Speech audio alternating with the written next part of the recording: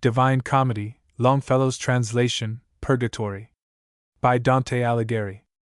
To run o'er better waters hoists its sail the little vessel of my genius now, that leaves behind itself a sea so cruel. And of that second kingdom will I sing wherein the human spirit doth purge itself, and to ascend to heaven becometh worthy. But let dead Poesy he rise again, O holy Muses, since that I am yours, and hear Calliope somewhat ascend. My song accompanying with that sound, of which the miserable magpies felt the blows so great, that they despaired of pardon. Sweet color of the oriental sapphire, that was upgathered in the cloudless aspect of the pure air, as far as the first circle. Unto mine eyes did recommence delight soon as I issued forth from the dead air, which had with sadness filled mine eyes and breast. The beauteous planet, that to love incites, was making all the Orient to laugh, veiling the fishes that were in her escort. To the right hand I turned, and fixed my mind upon the other pole, and saw 4 stars ne'er seen before save by the primal people. Rejoicing in their flamelets seemed the heaven. O thou septentrional and widowed sight, because thou art deprived of seeing these. When from regarding them I had withdrawn, turning a little to the other pole, there where the wain had disappeared already, I saw beside me an old man alone, worthy of so much reverence in his look, that more owes not to father any son. A long beard and with white hair intermingled he wore, in semblance like unto the tresses, of which a double list fell on his breast. The rays of the 4 consecrated stars did so adorn his countenance with light, that him I saw as were the sun before him. Who are you? Ye who, counter the blind river, have fled away from the eternal prison? Moving those venerable plumes, he said. Who guided you? Or who has been your lamp in issuing forth out of the night profound, that ever black makes the infernal valley? The laws of the abyss, are they thus broken? Or is there changed in heaven some counsel new, that being damned ye come unto my crags? Then did my leader lay his grasp upon me, and with his words, and with his hands and signs, reverent he made in me my knees and brow. Then answered him, I came not of myself, a lady from heaven descended, at whose prayers I aided this one with my company. But since it is thy will more be unfolded of our condition, how it truly is, mine cannot be that this should be denied thee. This one has never his last evening seen, but by his folly was so near to it that very little time was there to turn. As I have said, I unto him was sent to rescue him, and other way was none than this to which I have myself bade aken. I've shown him all the people of perdition, and now those spirits I intend to show who purge themselves beneath thy guardianship. How I have brought him would be long to tell thee. Virtue descendeth from on high that aids me to lead him to behold thee and to hear thee. Now may it please thee to vouchsafe his coming. He seeketh liberty, which is so dear, as knoweth he who life for her refuses. Thou know'st it, since, for her, to thee not bitter was death in Utica, where thou didst leave the vesture that will shine so, the great day. By us the eternal edicts are not broken, since this one lives, and minus binds not me, but of that circle I, where are the chaste eyes of thy Marcia, who in looks still praise thee, O holy breast, to hold her as thine own. For her love, then, incline thyself to us. Permit us through thy 7-fold realm to go. I will take back this grace from thee to her, if to be mentioned there below thou deignest. Marcia so pleasing was unto mine eyes while I was on the other side. Then said he, that every grace she wished of me I granted. Now that she dwells beyond the evil river, she can no longer move me, by that law which, when I issued forth from there, was made. But if a lady of heaven do move and rule thee, as thou dost say, no flattery is needful, let it suffice thee that for her thou ask me. Go, then, and see thou gird this one about with a smooth rush, and that thou wash his face, so that thou cleanse away all stain therefrom. For 'twere not fitting that the eye o'ercast by any mist should go before the first angel, who is of those of paradise. This little island round about its base below there, yonder, where the billow beats it, doth rushes bear upon its wash use. No other plant that putteth forth the leaf, or that doth indurate, can there have life, because it yieldeth not unto the shocks. Thereafter be not this way your return. The sun, which now is rising, will direct you to take the mount by easier ascent. With this he vanished, and I raised me up without a word, and wholly drew myself unto my guide, and turned mine eyes to him.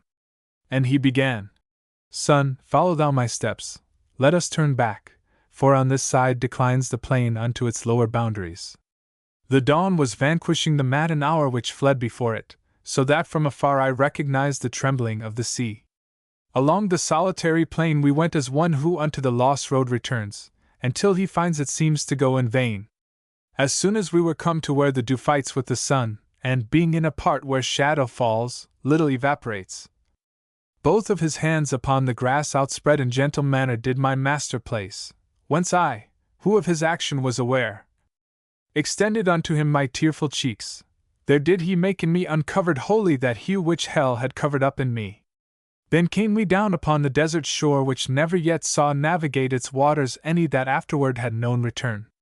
There he begirt me as the other pleased, O marvelous! For even as he culled the humble plant, such it sprang up again. Suddenly there where he uprooted it. Purgatorio, Canto 2. Already had the sun the horizon reached whose circle of meridian covers o'er Jerusalem with its most lofty point. And night that opposite to him revolves was issuing forth from Ganges with the scales that fall from out her hand when she exceedeth. So that the white and the vermilion cheeks of beautiful Aurora, where I was, by too great age were changing into orange. We still were on the border of the sea, like people who are thinking of their road, who go in heart, and with the body stay. And lo! As when, upon the approach of morning, through the gross vapors Mars grows fiery red down in the west upon the ocean floor, appeared to me, may I again behold it, a light along the sea so swiftly coming, its motion by no flight of wing is equalled. From which when I a little had withdrawn mine eyes, that I might question my conductor, again I saw it brighter grown and larger. Then on each side of it appeared to me I knew not what of white, and underneath it little by little there came forth another. My master yet had uttered not a word while the first whiteness into wings unfolded, but when he clearly recognized the pilot, he cried, make haste to bow the knee! Behold the angel of God! Fold thou thy hands! Henceforward shalt thou see such officers. See how he scorneth human arguments, so that nor or he wants, nor other sail than his own wings, between so distant shores. See how he holds them pointed up to heaven, fanning the air with the eternal pinions, that do not moult themselves like mortal hair. Then as still nearer and more near us came the bird divine, more radiant he appeared, so that near by the eye could not endure him. But down I cast it, and he came to shore with a small vessel, very swift and light, so that the water swallowed naught thereof. Upon the stern stood the celestial pilot. Beatitude seemed written in his face, and more than 100 spirits sat within. In exitu Israel de Egypto, they chanted all together in one voice, with whatso in that psalm is after written. Then made he sign of holy rood upon them, whereat all cast themselves upon the shore, and he departed swiftly as he came. The throng which still remained there unfamiliar seemed with the place, all round about them gazing, as one who in new matters makes essay. On every side was darting forth the day. The sun, who had with his resplendent shafts from the mid-heaven chased forth the Capricorn. When the new people lifted up their faces towards us, saying to us, If ye know, show us the way to go unto the mountain. An answer made Virgilius, Ye believe perchance that we have knowledge of this place, but we are strangers even as yourselves. Just now we came, a little while before you, another way, which was so rough and steep, that mounting will henceforth seem sport to us. The souls who had, from seeing me draw breath, become aware that I was still alive, pallid in their astonishment became. And as to messenger who bears the olive, the people throng to listen to the news, and no one shows himself afraid of crowding. So at the sight of me stood motionless those fortunate spirits, all of them, as if oblivious to go and make them fair. One from among them saw I coming forward, as to embrace me, with such great affection, that it incited me to do the like. O empty shadows, save in aspect only! 3 times behind it did I clasp my hands, as oft returned with them to my own breast. I think with wonder I depicted me, whereat the shadow smiled and backward drew, and I, pursuing it, pressed farther forward. Gently it said that I should stay my steps, then knew I who it was, and I entreated that it would stop a while to speak with me. It made reply to me. Even as I love the immortal body, so I love thee free, therefore I stop. But wherefore goest thou? My own Casella! To return once more there where I am, I make this journey, said I. But how from thee has so much time betaken? And he to me. No outrage has been done me, if he who takes both when and whom he pleases has many times denied to me this passage. For of a righteous will his own is made.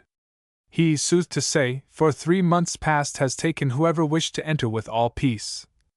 Whence I, who now had turned unto that shore where salt the waters of the Tiber grow, benignantly by him have been received. Unto that outlet now his wing is pointed, because for evermore assembled there those who towards Acheron do not descend. And I, if some new law take not from the memory or practice of the song of love, which used to quiet in me all my longings, be may it please to comfort therewithal somewhat this soul of mine, that with its body hitherward coming is so much distressed. Love, that within my mind discourses with me. Forthwith began he so melodiously, the melody within me still is sounding.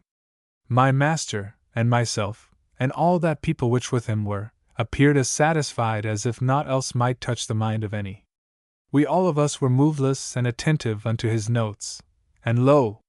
The grave old man, exclaiming, What is this, ye laggard spirits?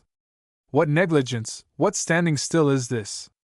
Run to the mountain to strip off the slough, that lets not God be manifest to you. Even as when, collecting grain or tares, the doves, together at their pasture met, quiet, nor showing their accustomed pride. If aught appear of which they are afraid, upon a sudden leave their food alone, because they are assailed by greater care. So that fresh company did I behold the song relinquish, and go towards the hill, as one who goes, and knows not whitherward. Nor was our own departure less in haste. Purgatorio, Canto 3. Inasmuch as the instantaneous flight had scattered them asunder o'er the plain, turned to the mountain whither reason spurs us. I pressed me close unto my faithful comrade, and how without him had I kept my course? Who would have led me up along the mountain? He seemed to me within himself remorseful. O noble conscience, and without a stain, how sharp a sting is trivial fault to thee!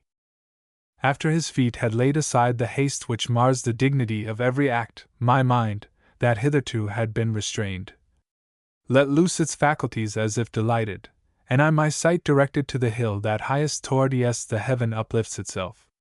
The sun, that in our rear was flaming red, was broken in front of me into the figure which had in me the stoppage of its rays.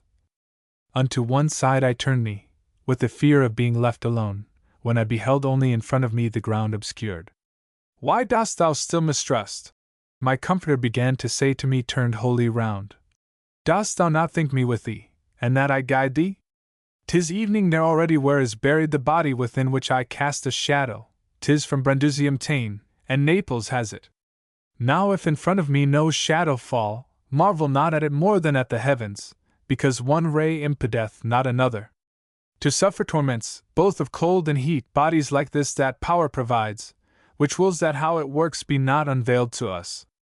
Insane is he who hopeth that our reason can traverse the illimitable way, which the one substance in 3 persons follows. Mortals, remain contented at the Chia, for if he had been able to see all, no need there were for Mary to give birth. And ye have seen desiring without fruit, those whose desire would have been quieted, whichever more is given them for a grief. I speak of Aristotle and of Plato, and many others. And here bowed his head, and more he said not, and remained disturbed. We came meanwhile unto the mountain's foot. There so precipitate we found the rock, that nimble legs would there have been in vain. Twixt Larissae and Turbia, the most desert, the most secluded pathway is a stair easy and open, if compared with that. Who knoweth now upon which hand the hill slopes down? My master said, his footsteps staying, so that who goeth without wings may mount? And while he held his eyes upon the ground examining the nature of the path, and I was looking up around the rock, on the left hand appeared to me a throng of souls, that moved their feet in our direction, and did not seem to move, they came so slowly. Lift up thine eyes, I to the master said. Behold on this side, who will give us counsel, if thou of thine own self can have it not. Then he looked at me, and with frank expression replied, Let us go there, for they come slowly, and now be steadfast in thy hope, sweet son. Still was that people as far off from us, after 1,000 steps of ours I say, as a good thrower with his hand would reach. When they all crowded unto the hard masses of the high bank, and motionless stood and close, as he stands still to look who goes in doubt. O happy dead! O spirits elect already! Virgilius made beginning. By that peace which I believe is waiting for you all. Tell us upon what side the mountain slopes, so that the going up be possible, for to lose time irks him most who most knows. As sheep come issuing forth from out the fold by ones and twos and threes, and the others stand timidly, holding down their eyes and nostrils. And what the foremost does the others do, huddling themselves against her, if she stop, simple and quiet, and the wherefore know not. So moving to approach us thereupon I saw the leader of that fortunate flock, modest in face and dignified in gait. As soon as those in the advance saw broken the light upon the ground at my right side, so that from me the shadow reached the rock, they stopped, and backward drew themselves somewhat, and all the others, who came after them, not knowing why nor wherefore, did the same. Without your asking, I confess to you this is a human body which you see, whereby the sunshine on the ground is cleft. Marvel ye not thereat, but be persuaded that not without a power which comes from heaven doth he endeavor to surmount this wall. The master thus, and said those worthy people, Return ye then, and enter in before us, making a signal with the back o' the hand. And one of them began, Whoe'er thou art, thus going turn thine eyes, consider well if e'er thou saw me in the other world. I turned me towards him, and looked at him closely. Blond was he, beautiful, and of noble aspect, but one of his eyebrows had a blow divided. When with humility I had disclaimed error having seen him. Now behold, he said, and showed me high upon his breast a wound. Then said he with a smile, I am Manfredi, the grandson of the Empress Costanza, therefore, when thou returnest I beseech thee, go to my daughter beautiful, the mother of Sicily's honor and of Aragon's, and the truth tell her, if aught else be told. After I had my body lacerated by these 2 mortal stabs, I gave myself weeping to him, who willingly doth pardon. Horrible my iniquities had been, but infinite goodness hath such ample arms, that it receives whatever turns to it. Had but Cosenza's pastor, who in chase of me was sent by Clement at that time, in God read understandingly this page, the bones of my dead body still would be at the bridge head, near unto Benevento, under the safeguard of the heavy cairn. Now the rain bathes and moveth them the wind, beyond the realm, almost beside the Verde, where he transported them with tapers quenched. By Molly son of theirs is not so lost eternal love, that it cannot return, so long as hope has anything of green. True is it, who in contumacy dies of Holy Church, though penitent at last, must wait upon the outside this bank. 30 times told the time that he has been in his presumption, unless such decree shorter by means of righteous prayers become. See now if thou hast power to make me happy, by making known unto my good Costanza how thou hast seen me, and this band beside. For those on earth can much advance us here. Purgatorio, Canto 4. Whenever by delight or else by pain, that seizes any faculty of ours, wholly to that the soul collects itself. It seemeth that no other power it heeds, and this against that error is which thinks one soul above another kindles in us. And hence, whenever aught is heard or seen which keeps the soul intently bent upon it, time passes on, and we perceive it not. Because one faculty is that which listens, and other that which the soul keeps entire. This is as if in bonds, and that is free. Of this I had experience positive in hearing and in gazing at that spirit, for 50 full degrees a prison was. The sun, and I had not perceived it, when we came to where those souls with one accord cried out unto us. Here is what you ask. A greater opening ofttimes hedges up with but a little forkful of his thorns the villager, what time the grape embrowns. Then was the passageway through which ascended only my leader and myself behind him, after that company departed from us. One climbs San Leo and descends Anali, and mounts the summit of Bismantova, with feet alone, but here one needs must fly. With the swift pinions and the plumes I say of great desire, conducted after him who gave me hope, and made a light for me. We mounted upward through the rift rock, and on each side the border pressed upon us, and feet and hands the ground beneath required. When we were come upon the upper rim of the high bank, out on the open slope, "My master," said I, "what way shall we take?" And he to me, "No step of thine descend, still up the mount behind me when thy way, till some sage escort shall appear to us."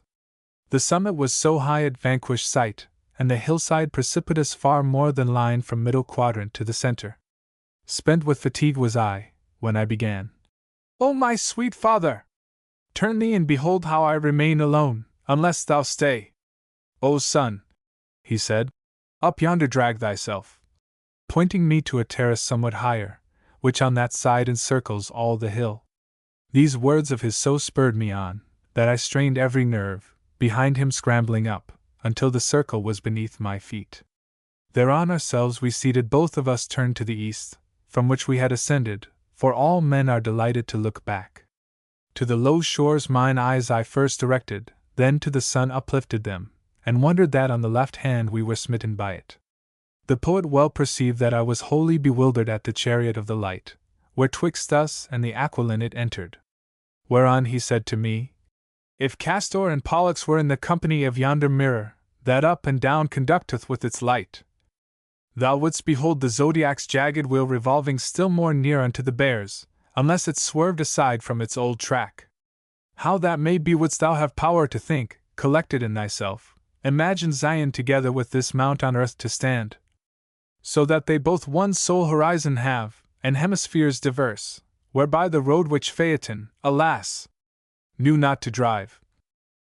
Thou wilt see how of necessity must pass this on one side, when that upon the other, if thine intelligence right clearly heed." "Truly, my master," said I, "never yet saw I so clearly as I now discern, there where my wit appeared incompetent, that the mid-circle of supernal motion, which in some art is the equator called, and I remains between the sun and winter, for reason which thou sayest, departeth hence towardius the septentrion, what time the Hebrews beheld it towardius the region of the heat. But if it pleaseth thee, I fain would learn how far we have to go, for the hill rises higher than eyes of mine have power to rise."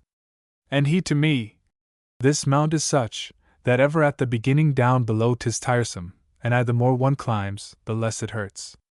Therefore, when it shall seem so pleasant to thee, that going up shall be to thee as easy as going down the current in a boat. Then at this pathway's ending thou wilt be, there to repose thy panting breath expect, no more I answer, and this I know for true." And as he finished uttering these words, a voice close by us sounded, "Peradventure thou wilt have need of sitting down ere that." At sound thereof each one of us turned round, and saw upon the left hand a great rock, which neither I nor he before had noticed. Thither we drew, and there were persons there who in the shadow stood behind the rock, as one through indolence is wont to stand. And one of them, who seemed to me fatigued, was sitting down, and both his knees embraced, holding his face low down between them bowed. "O my sweet lord," I said, "do turn thine eye on him who shows himself more negligent than even Sloth herself his sister were." Then he turned round to us, and he gave heed, just lifting up his eyes above his thigh, and said, "Now go thou up, for thou art valiant." Then knew I who he was, and the distress, that still a little did my breathing quicken, my going to him hindered not, and after I came to him he hardly raised his head, saying, "Hast thou seen clearly how the sun o'er thy left shoulder drives his chariot?" His sluggish attitude and his curt words a little unto laughter moved my lips. Then I began, "Belacqua, I grieve not for thee henceforth, but tell me, wherefore seated in this place art thou? Waitest thou an escort? Or has thy usual habit seized upon thee?" And he, "O brother, what's the use of climbing, since to my torment would not let me go the angel of God, who sitteth at the gate? First heaven must needs so long revolve me round outside thereof, as in my life it did, since the good sighs I to the end postponed. Unless, ere that, some prayer may bring me aid which rises from a heart that lives in grace, what profit others that in heaven are heard not?" Meanwhile the poet was before me mounting, and saying, "Come now, see the sun has touched meridian, and from the shore the night covers already with her foot Morocco. Purgatorio, Canto 5. I had already from those shades departed, and followed in the footsteps of my guide, when from behind, pointing his finger at me, one shouted, "See, it seems as if shone not the sunshine on the left of him below, and like one living seems he to conduct him." Mine eyes I turned at utterance of these words, and saw them watching with astonishment but me, and the light which was broken. "Why doth thy mind so occupy itself," the master said, "that thou thy pace dost slacken? What matters it to thee what here is whispered? Come after me, and let the people talk. Stand like a steadfast tower, that never wags its top for all the blowing of the winds. Forevermore the man in whom is springing thought upon thought, removes from him the mark, because the force of one the other weakens." What could I say in answer but "I come"? I said it somewhat with that color tinge which makes a man of pardon sometimes worthy. Meanwhile along the mountain side across came people in advance of us a little, singing the miserere verse by verse. When they became aware I gave no place for passage of the sunshine through my body, they changed their song into a long, hoarse "Oh!" And two of them, in form of messengers, ran forth to meet us, and demanded of us, "Of your condition make us cognizant." And said my master, "Ye can go your way and carry back again to those who sent you, that this one's body is of very flesh." If they stood still because they saw his shadow, as I suppose enough is answered them, him let them honor, it may profit them. Vapors enkindled saw I ne'er so swiftly at early nightfall cleave the air serene, nor, at the set of sun, the clouds of August. But upward they returned in briefer time, and on arriving, with the others wheeled towards us, like troops that run without a rein. "This folk that presses unto us is great, and cometh to implore thee," said the poet. "So still go onward, and in going listen. O soul that goest to beatitude with the same members wherewith thou wast born." Shouting they came. "A little stay thy steps. Look if thou e'er hast any of us seen, so that o'er yonder thou bear news of him. Ah, why dost thou go on? Ah, why not stay? Long since we all were slain by violence, and sinners even to the latest hour, then did a light from heaven admonish us. So that, both penitent and pardoning, forth from life we issued reconciled to God, who with desire to see him stirs our hearts. And I, although I gaze into your faces, no one I recognize, but if may please you aught I have power to do, ye well-born spirits. Speak ye, and I will do it, by that peace which, following the feet of such a guide, from world to world makes itself sought by me. And one began. Each one has confidence in thy good offices without an oath, unless the I cannot cut off the I will. Whence I, who speak alone before the others, pray thee, if ever thou dost see the land that twixt Romagna lies and that of Charles, thou be so courteous to me of thy prayers in Fano, that they pray for me devoutly, that I may purge away my grave offences. From thence was I, but the deep wounds through which issued the blood wherein I had my seat, were dealt me in bosom of the Antinori. There where I thought to be the most secure, 'twas he of Este had it done, who held me in hatred far beyond what justice willed. But if towards the Mira I had fled, when I was overtaken at Auriaco, I still should be o'er yonder where men breathe. I ran to the lagoon, and reeds and mire did so entangle me I fell, and saw there a lake made from my veins upon the ground. Then said another, "Ah, be that desire fulfilled that draws thee to the lofty mountain, as thou with pious pity aidest mine." I was of Montefeltro, and am Buoncant, Giovanna, nor none other cares for me, hence among these I go with downcast front. And I to him, "What violence or what chance led thee astray so far from Campaldino, that never has thy sepulture been known?" "Oh," he replied, "at Casentino's foot a river crosses named Arciano, born above the hermitage in Apennine. There where the name thereof becometh void did I arrive, pierced through and through the throat, fleeing on foot, and bloodying the plain. There my sight lost I, and my utterance ceased in the name of Mary, and thereat I fell, and tenantless my flesh remained. Truth will I speak, repeat it to the living, God's angel took me up, and he of hell shouted, O thou from heaven, why dost thou rob me? Thou bearest away the eternal part of him, for one poor little tear, that takes him from me. but with the rest I'll deal in other fashion. Well knowest thou how in the air is gathered that humid vapor which to water turns, soon as it rises where the cold doth grasp it. He joined that evil will, which I seeks evil, to intellect, and moved the mist and wind by means of power, which his own nature gave. Thereafter, when the day was spent, the valley from Pratomagno to the great yoke covered with fog, and made the heaven above intent. So that the pregnant air to water changed, down fell the rain, and to the gullies came whatever of it earth tolerated not. And as it mingled with the mighty torrents, towards the royal river with such speed it headlong rushed, that nothing held it back. My frozen body near unto its outlet the robust Archean found, and into Arno thrust it, and loosened from my breast the cross.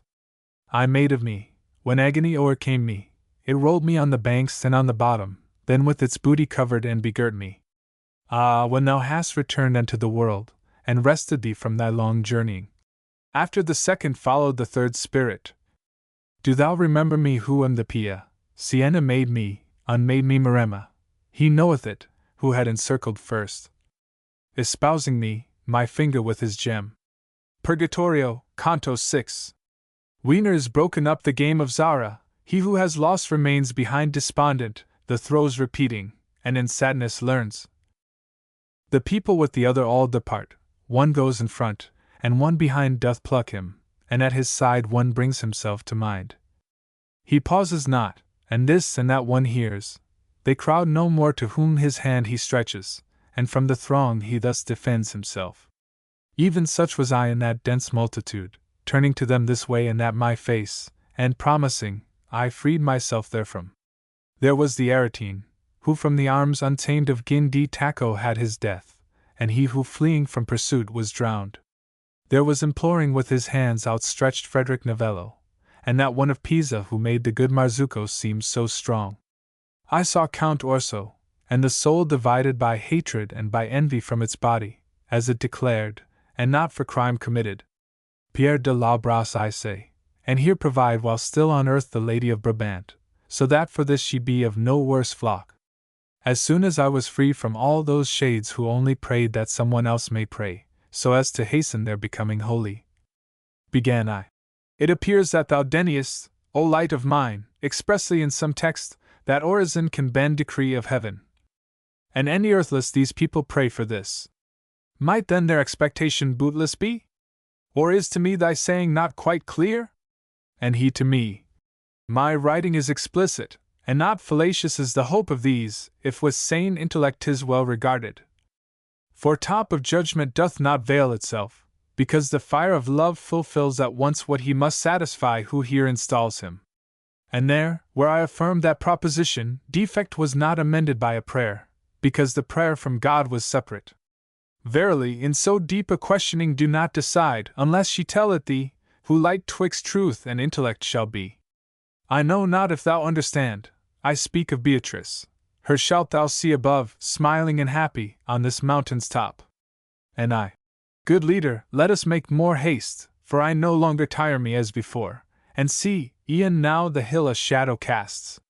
We will go forward with this day, he answered, as far as now is possible for us, but otherwise the fact is than thou thinkest.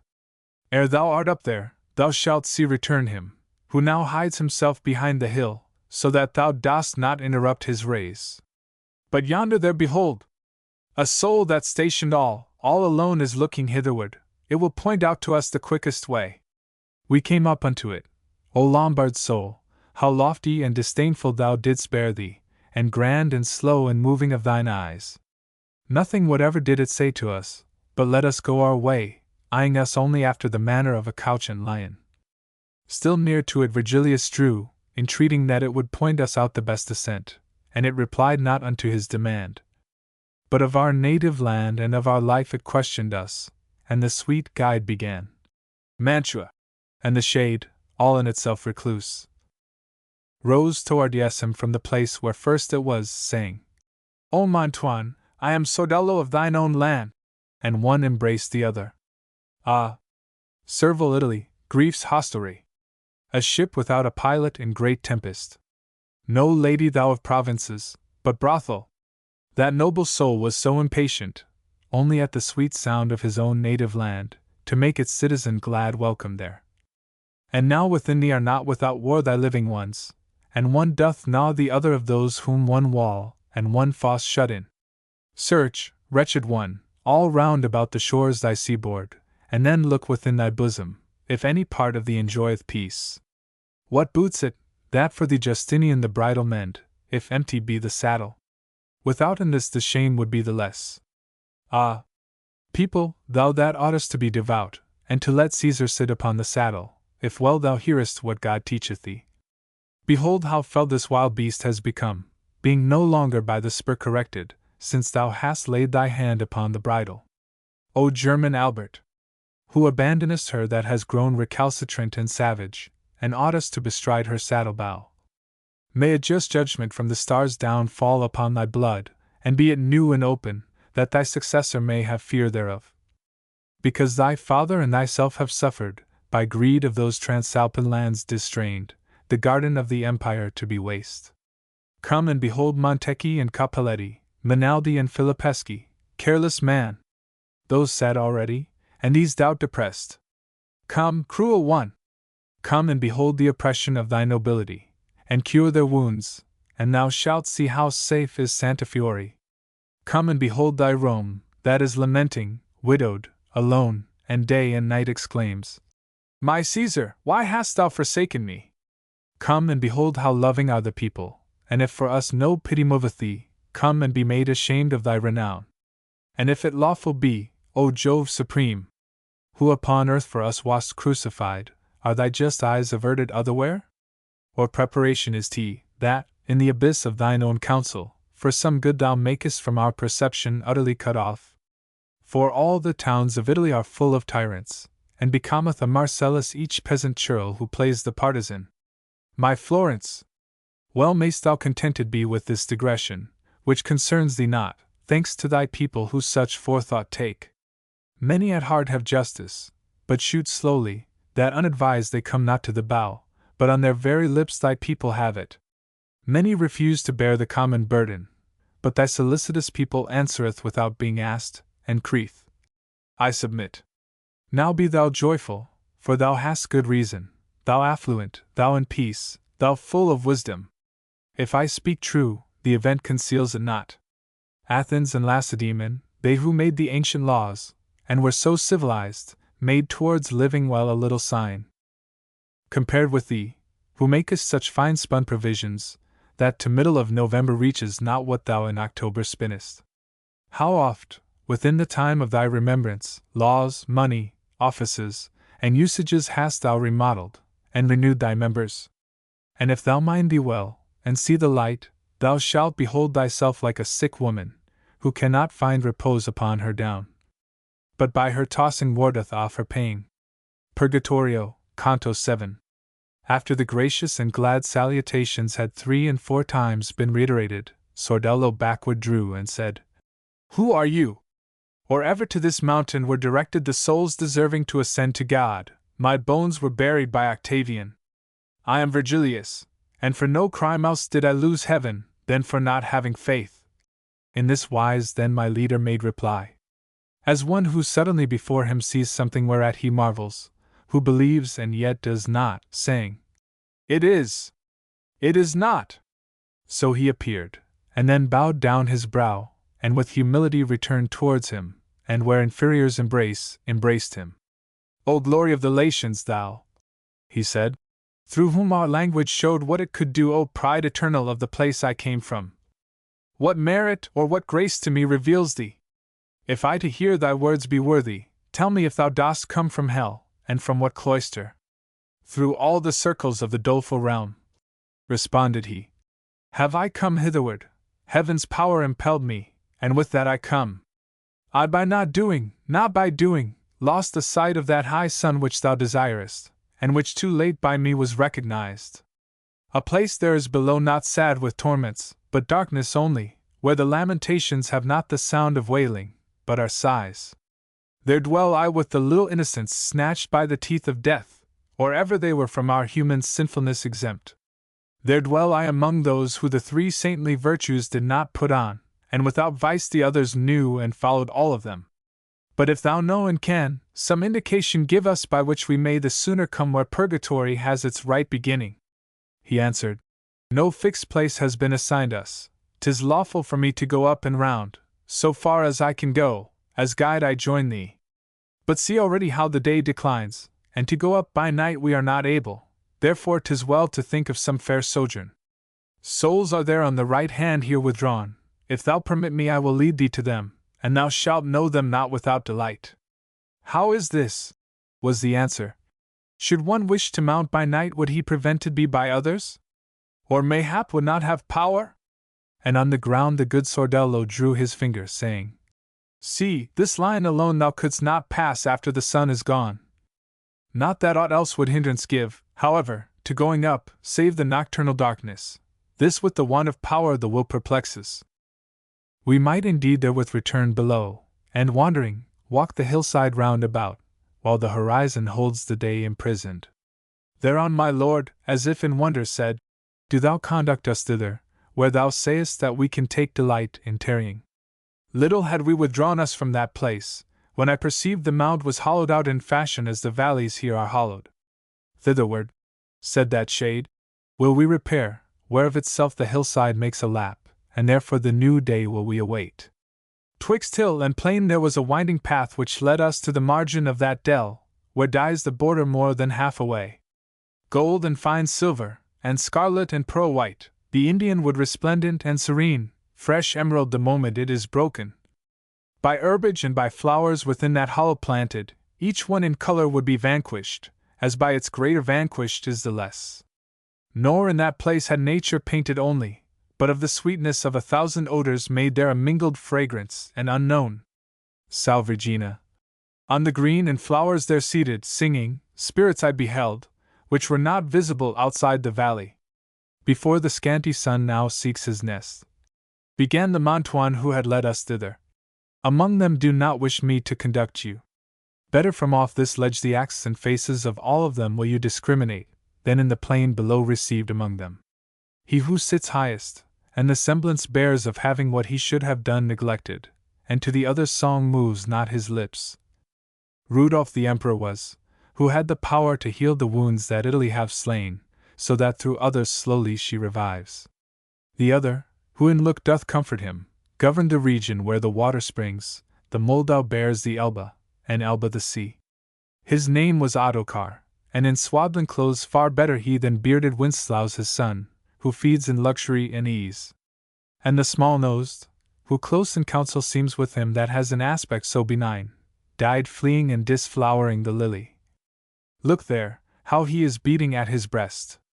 Behold the other one, who for his cheek sighing has made of his own palm a bed. Father and father-in-law of Francis Pest are they, and know his vicious life and lewd, and hence proceeds the grief that so doth pierce them. He who appears so stalwart, and chimes in, singing, without one of the manly knows, the chord of every valor war begirt. And if as king had after him remained the stripling who in rear of him is sitting, well had the valor passed from vase to vase. Which cannot of the other heirs be said. Frederick and Giacomo possess the realms, but none the better heritage possesses. Not oftentimes upriseth through the branches the probity of man, and this he wills who gives it, so that we may ask of him. Eke to the large-nosed reach my words, no less than to the other peer, who with him sings, whence Provence and Apulia grieve already. The plant is as inferior to its seed, as more than Beatrice and Margaret Costanza boasteth of her husband still. Behold the monarch of the simple life, Harry of England, sitting there alone, he in his branches has a better issue. He who the lowest on the ground among them sits looking upward, is the Marquis William, for whose sake Alessandria and her war make Montferrat and Canaves weep. Purgatorio, Canto 8. 'Twas now the hour that turneth back desire in those who sailed the sea, and melts the heart, the day they've said to their sweet friends farewell. And the new pilgrim penetrates with love, if he doth hear from far away a bell that seemeth to deplore the dying day. When I began to make of no avail my hearing, and to watch one of the souls uprisen, that begged attention with its hand. It joined and lifted upward both its palms, fixing its eyes upon the Orient, as if it said to God, Naught else I care for. T. Lucas Ante. So devoutly issued forth from its mouth, and with such dulcet notes, it made me issue forth from my own mind. And then the others, sweetly and devoutly, accompanied it through all the hymn entire, having their eyes on the supernal wheels. Here, reader, fix thine eyes well on the truth, for now indeed so subtle is the veil, surely to penetrate within is easy. I saw that army of the gentle-born there afterward in silence upward gaze, as if in expectation, pale and humble. And from on high come forth and down descend, I saw 2 angels with 2 flaming swords, truncated and deprived of their points. Green as the little leaflets just now born their garments were, which, by their verdant pinions beaten and blown abroad, they trailed behind. One just above us came to take his station, and one descended to the opposite bank, so that the people were contained between them. Clearly in them discerned I the blonde head, but in their faces was the eye bewildered, as faculty confounded by excess. From Mary's bosom both of them have come, Sordello said, as guardians of the valley against the serpent, that will come anon. Whereupon I, who knew not by what road, turned round about, and closely drew myself, utterly frozen, to the faithful shoulders. And once again Sordello. Now descend we mid the grand shades, and we will speak to them. Right pleasant will it be for them to see you. Only 3 steps I think that I descended, and was below, and saw one who was looking only at me, as if he fain would know me. Already now the air was growing dark, but not so that between his eyes and mine it did not show what it before locked up. Towards me he moved, and I towards him did move, noble Judge Nino! How it me delighted, when I beheld thee not among the damned! No greeting fair was left unsaid between us. Then asked he, How long is it since thou camest o'er the far waters to the mountain's foot? Oh, said I to him, through the dismal places I came this morn, and am in the first life, albeit the other, going thus I gain. And on the instant my reply was heard, he and Sordello both shrank back from me, like people who are suddenly bewildered. One to Virgilius, and the other turned to one who sat there, crying, Up, Corrado! Come and behold what God in grace has willed! Then turned to me. By that especial grace thou owest unto him, who so conceals his own first wherefore, that it has no ford. When thou shalt be beyond the waters wide, tell my Giovanna that she pray for me, where answer to the innocent is made. I do not think her mother loves me more, since she has laid aside her wimple white, which she, unhappy, needs must wish again. Through her full easily is comprehended how long in woman lasts the fire of love, if eye or touch do not relight it often. So fair a hatchment will not make for her the viper marshalling the Milanese field, as would have made Galura's cock. In this wise spake he, with the stamp impressed upon his aspect of that righteous zeal which measurably burneth in the heart. My greedy eyes still wandered up to heaven, still to that point where slowest are the stars, even as a wheel the nearest to its axle. And my conductor, Son, what dost thou gaze at up there? And I to him, At those 3 torches with which this hither pole is all on fire. And he to me, The 4 resplendent stars thou sawest this morning are down yonder low, and these have mounted up to where those were. As he was speaking, to himself Sordello drew him, and said, Lo, there our adversary! And pointed with his finger to look thither. Upon the side on which the little valley no barrier hath, a serpent was, perchance the same which gave to Eve the bitter food. Twixt grass and flowers came on the evil streak, turning at times its head about, and licking its back like to a beast that smooths itself. I did not see, and therefore cannot say how the celestial falcons gone to move, but well I saw that they were both in motion. Hearing the air cleft by their verdant wings, the serpent fled, and round the angels wheeled, up to their stations flying back alike. The shade that to the judge had near approached when he had called, throughout that whole assault had not a moment loosed its gaze on me. So may the light that letteth thee on high find in thine own free will as much of wax as needful is up to the highest azure. Began it. If some true intelligence of Valdimigra or its neighborhood thou knowest, tell it me, who once was great there. Corrado Malaspina was I called, I'm not the elder, but from him descended, to mine I bore the love which here refineth. Oh, said I unto him, through your domains I never passed, But where is there a dwelling throughout all Europe, where they are not known? That fame, which doeth honor to your house, proclaims its seigneurs and proclaims its land, so that he knows of them who ne'er was there. And, as I hope for heaven, I swear to you your honored family in naught abates the glory of the purse and of the sword.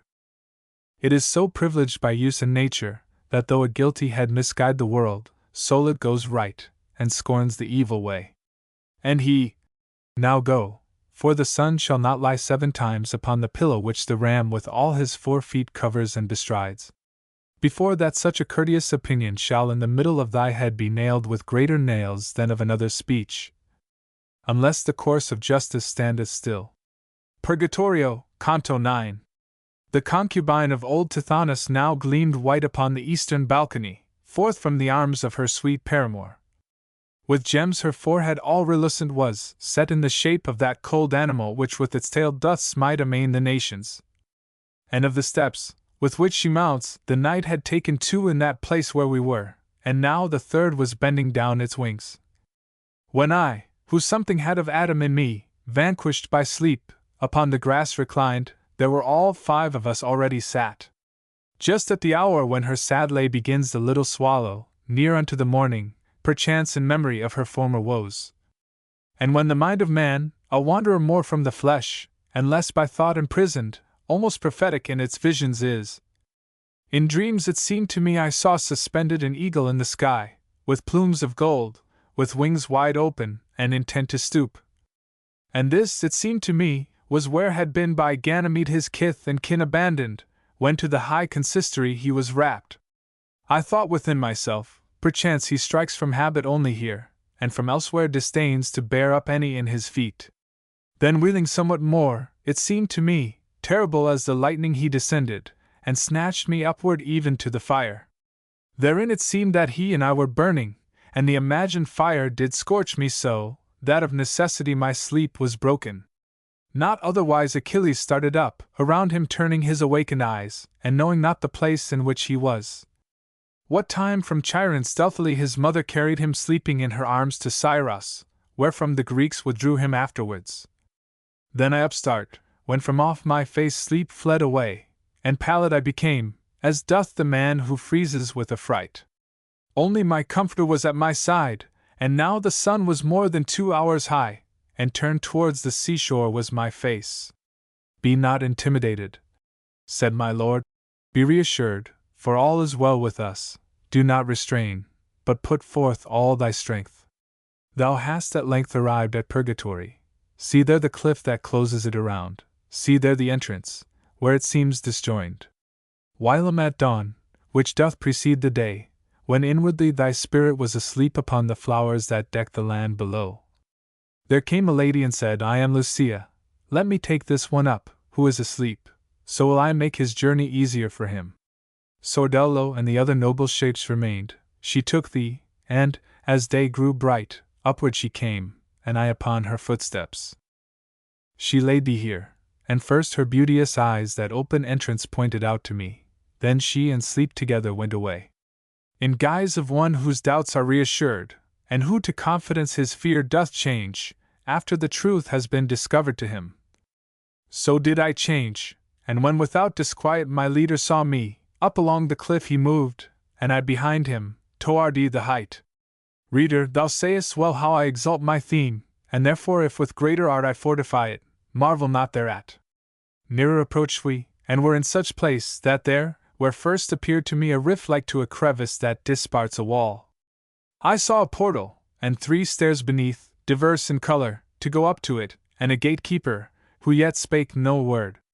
And as I opened more and more mine eyes, I saw him seated on the highest stair, such in the face that I endured it not. And in his hand he had a naked sword, which so reflected back the sunbeams toward us, that oft in vain I lifted up mine eyes. Tell it from where you are, what is't you wish? Began he to exclaim. Where is the escort? Take heed your coming hither harm you not. A lady of heaven, with these things conversant. My master answered him. But even now said to us, thither go, there is the portal. And may she speed your footsteps in all good. Again began the courteous janitor. Come forward then unto these stairs of ours. Thither did we approach, and the first stair was marble white, so polished and so smooth, I mirrored myself therein as I appear. The second, tinct of deeper hue than purse, was of a calcined and uneven stone, cracked all asunder lengthwise and across. The third, that uppermost rests massively, porphyry seemed to me, as flaming red as blood that from a vein is spurting forth. Both of his feet was holding upon this the angel of God, upon the threshold seated, which seemed to me a stone of diamond. Along the 3 stairs upward with good will did my conductor draw me, saying, Ask humbly that he the fastening may undo. Devoutly at the holy feet I cast me, for mercy's sake besought that he would open, but first upon my breast 3 times I smote. 7 P's upon my forehead he described with the sword's point, and, Take heed that thou wash these wounds, when thou shalt be within. He said, Ashes, or earth that dry is excavated, of the same color were with his attire, and from beneath it he drew forth 2 keys. One was of gold, and the other was of silver, first with the white, and after with the yellow, plied he the door, so that I was content.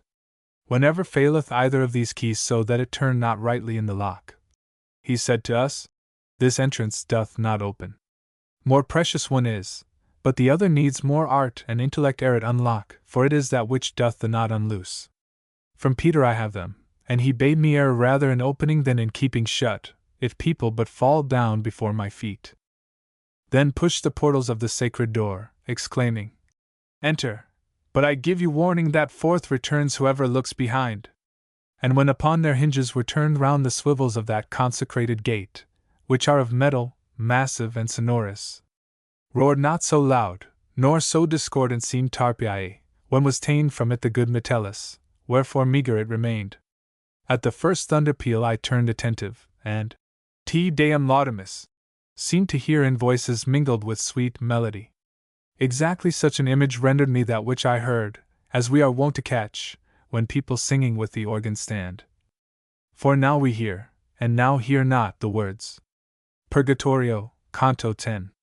When we had crossed the threshold of the door which the perverted love of souls disuses, because it makes the crooked way seem straight, re-echoing I heard it closed again, and if I had turned back mine eyes upon it, what for my failing had been fit excuse?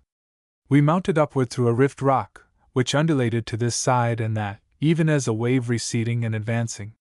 Here it behoves us use a little art, began my leader, to adapt ourselves now here, now there, to the receding side. And this our footsteps so infrequent made, that sooner had the moon's decreasing disk regained its bed to sink again to rest. Then we were forth from out that needle's eye, but when we free and in the open were, there where the mountain backward piles itself, I wearied out, and both of us uncertain about our way, we stopped upon a plain more desolate than roads across the deserts. From where its margin borders on the void, to foot of the high bank that ever rises, a human body 3 times told would measure. And far as eye of mine could wing its flight, now on the left, and on the right flank now, the same this cornice did appear to me. Thereon our feet had not been moved as yet, when I perceived the embankment round about, which all right of ascent had interdicted, to be of marble white, and so adorned with sculptures, that not only Polycletus, but nature's self, had there been put to shame. The angel, who came down to earth with tidings of peace, that had been wept for many a year, and opened heaven from its long interdict, in front of us appeared so truthfully there sculptured in a gracious attitude, he did not seem an image that is silent. One would have sworn that he was saying, Ave, for she was there an effigy portrayed who turned the key to ope the exalted love. And in her mien this language had impressed, Ecce ancilla Dei, as distinctly as any figure stamps itself in wax. Keep not thy mind upon one place alone, the gentle master said, who had me standing upon that side where people have their hearts. Whereat I moved mine eyes, and I beheld in rear of Mary, and upon that side where he was standing who conducted me, another story on the rock imposed, wherefore I passed Virgilius and drew near, so that before mine eyes it might be set. There sculptured in the self-same marble were the cart and oxen, drawing the holy ark, wherefore one dreads an office not appointed. People appeared in front, and all of them in 7 choirs divided, of 2 senses made one say, No, The other, yes, they sing. Likewise unto the smoke of the frankincense, which there was imaged forth, the eyes and nose were in the yes and no discordant made. Preceded there the vessel Benedite, dancing with girded loins, the humble psalmist, and more and less than king was he in this. Opposite, represented at the window of a great palace, Michael looked upon him, even as a woman scornful and afflicted. I moved my feet from where I had been standing, to examine near at hand another story, which after Michael glimmered white upon me. There the high glory of the Roman prince was chronicled, whose great beneficence moved Gregory to his great victory.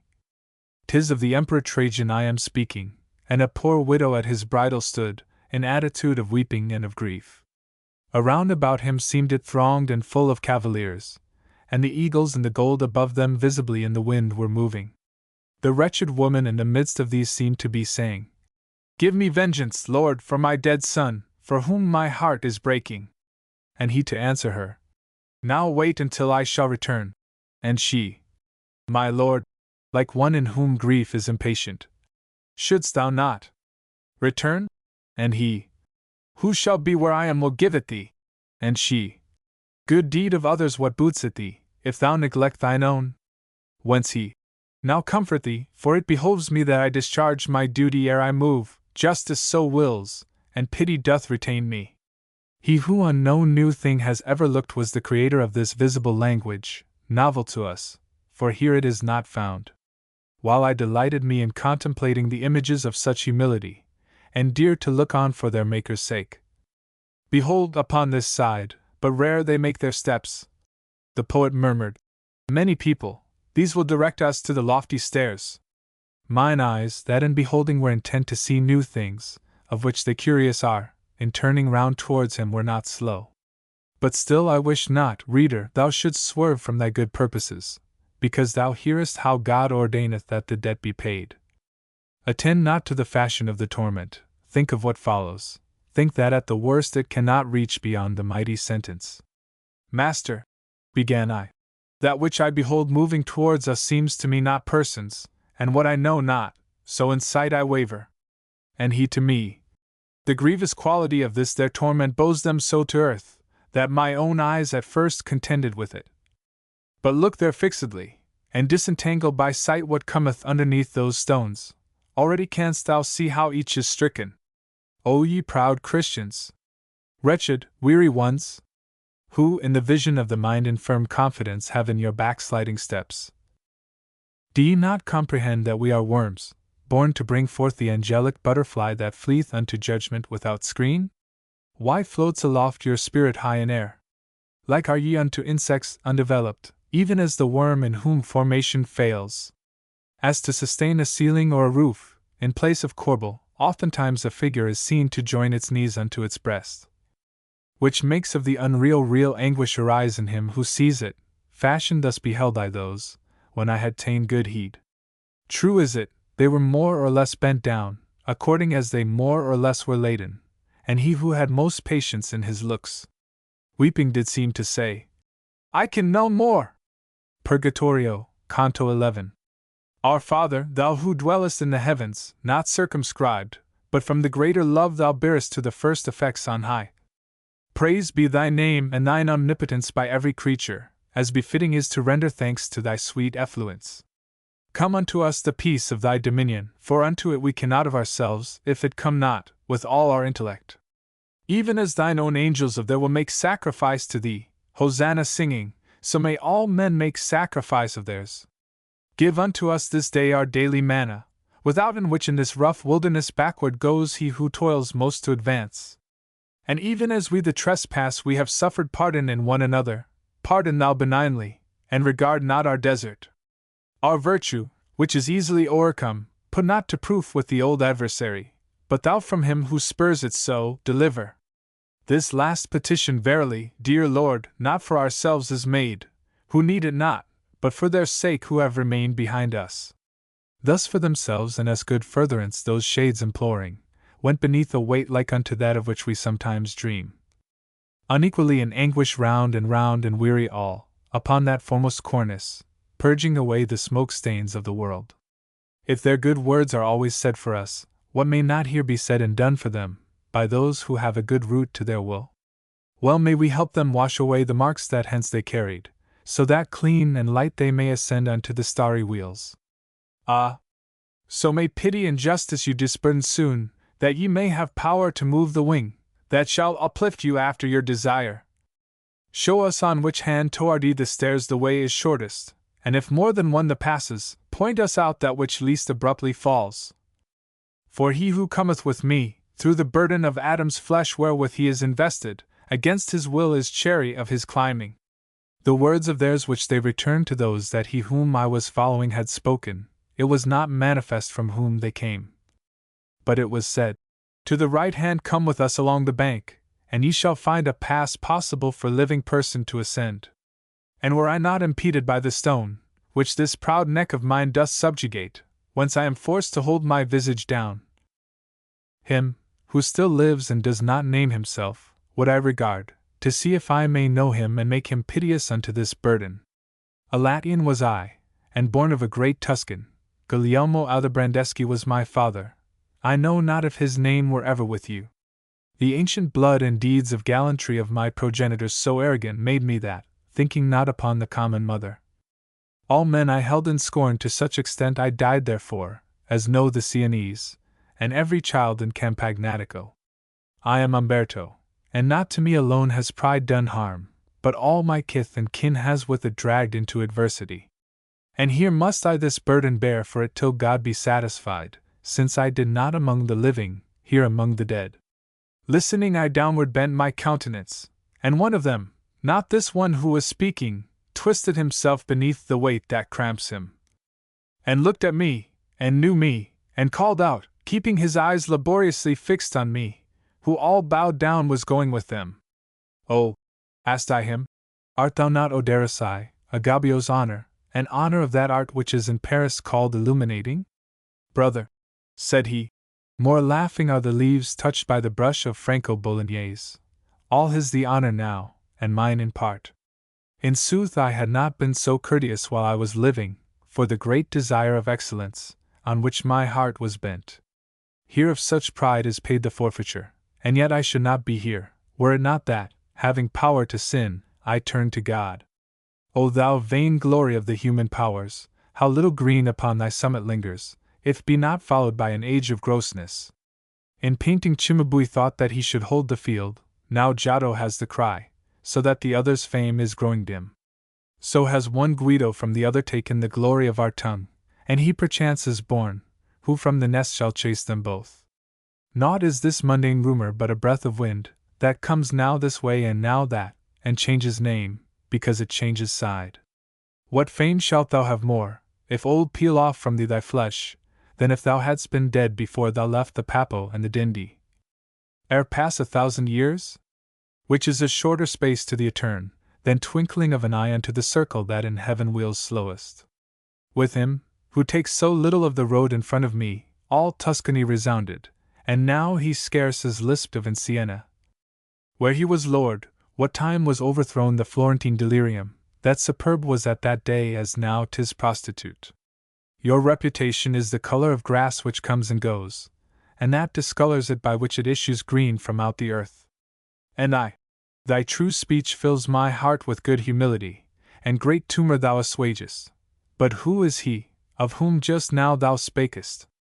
That, he replied, is Provenzan Salvani, and he is here because he had presumed to bring Siena all into his hands. He has gone thus, and goeth without rest e'er since he died. Such money renders back in payment he who is on earth too daring. And if every spirit who awaits the verge of life before that he repent, remains below there and ascends not hither, unless good orison shall him bested, until as much time as he lived be past, how was the coming granted him in largess? When he in greatest splendor lived, said he, freely upon the Campo of Siena, all shame being laid aside, he placed himself. And there to draw his friend from the duress which in the prison house of Charles he suffered, he brought himself to tremble in each vein. I say no more, and know that I speak darkly, yet little time shall pass before thy neighbors will so demean themselves that thou canst gloss it. This action has released him from those confines. Purgatorio, Canto 12. Abreast, like oxen going in a yoke, I with that heavy-laden soul went on, as long as the sweet pedagogue permitted. But when he said, "Leave him, and onward pass, for here 'tis good that with the sail and oars, as much as may be, each push on his bark," upright as walking wills it, I redressed my person, notwithstanding that my thoughts remained within me downcast and abashed. I had moved on, and followed willingly the footsteps of my master, and we both already showed how light of foot we were. When unto me he said, "Cast down thine eyes, 'twere well for thee, to alleviate the way, to look upon the bed beneath thy feet. As that some memory may exist of them, above the buried dead their tombs in earth bear sculptured on them what they were before. Whence often there we weep for them afresh, from pricking of remembrance, which alone to the compassionate doth set its spur. So saw I there, but of a better semblance in point of artifice, with figures covered whatever as pathway from the mount projects. I saw that one who was created noble more than all other creatures, down from heaven flaming with lightnings fall upon one side. I saw Briareus smitten by the dart celestial, lying on the other side, heavy upon the earth by mortal frost. I saw Thymbrius, Pallas saw, and Mars, still clad in armor round about their father, gaze at the scattered members of the giants. I saw, at foot of his great labor, Nimrod, as if bewildered, looking at the people who had been proud with him in center. O Niobe! With what afflicted eyes the eye beheld upon the pathway traced, between thy 7 and 7 children slain! O Saul! How fallen upon thy proper sword didst thou appear there lifeless in Gilboa, that felt thereafter neither rain nor dew! O mad Arachne! So I thee beheld e'en then half spider, sat upon the shreds of fabric wrought in evil hour for thee. O Rehoboam! No more seems to threaten thine image there, but full of consternation a chariot bears it off, when none pursues. Displayed Mori o'er the adamantine pavement how unto his own mother made Alcmaeon costly appear the luckless ornament. Displayed how his own sons did throw themselves upon Sennacherib within the temple, and how, he being dead, they left him there. Displayed the ruin and the cruel carnage that Thamyris wrought, when she to Cyrus said, "Blood didst thou thirst for, and with blood I glut thee." Displayed how routed fled the Assyrians after that Holofernes had been slain, and likewise the remainder of that slaughter. I saw their Troy in ashes and in caverns. O Ilion! Thee, how abject and debased, displayed the image that is there discerned. Who of pencil master was or style, that could portray the shades and traits which there would cause each subtle genius to admire? Dead seemed the dead, the living seemed alive. Better than I saw not who saw the truth, all that I trod upon while bowed I went. Now wax ye proud, and on with looks uplifted, ye sons of Eve, and bow not down your faces so that ye may behold your evil ways. More of the mount by us was now encompassed, and far more spent the circuit of the sun, than had the mind preoccupied imagined. When he, who ever watchful in advance was going on, began, "Lift up thy head, 'tis no more time to go thus meditating. Lo, there an angel who is making haste to come towards us. Lo, returning is from service of the day the 6th handmaiden. With reverence thine acts and looks adorn, so that he may delight to speed us upward. Think that this day will never dawn again." I was familiar with his admonition ever to lose no time, so on this theme he could not unto me speak covertly. Towards us came the being beautiful vested in white, and in his countenance such as appears the tremulous morning star. His arms he opened, and opened then his wings. "Come," said he, "near at hand here are the steps, and easy from henceforth is the ascent." At this announcement few are they who come. O human creatures, born to soar aloft, why fall ye thus before a little wind? He led us on to where the rock was cleft. There smote upon my forehead with his wings, then a safe passage promised unto me. As on the right hand to ascend the mount where seated is the church that lordeth it o'er the well-guided, above Rubicant. The bold abruptness of the ascent is broken by stairways that were made there in the age when still were safe the ledger and the stave. E'en thus attempered is the bank which falls sheer downward from the second circle there, but on this side and that the high rock graze. As we were turning thitherward our persons, "Beati Paupers Spiritu," voices sang in such wise that speech could tell it not. Ah me! How different are these entrances from the Inferno! For with anthems here one enters, and below with wild laments. We now were hunting up the sacred stairs, and it appeared to me by far more easy than on the plain it had appeared before. Whence my masters say, what heavy thing has been uplifted from me, so that hardly aught of fatigue is felt by me in walking? He answered, when the peas which have remained still on thy face almost obliterate shall wholly, as the first is, be erased.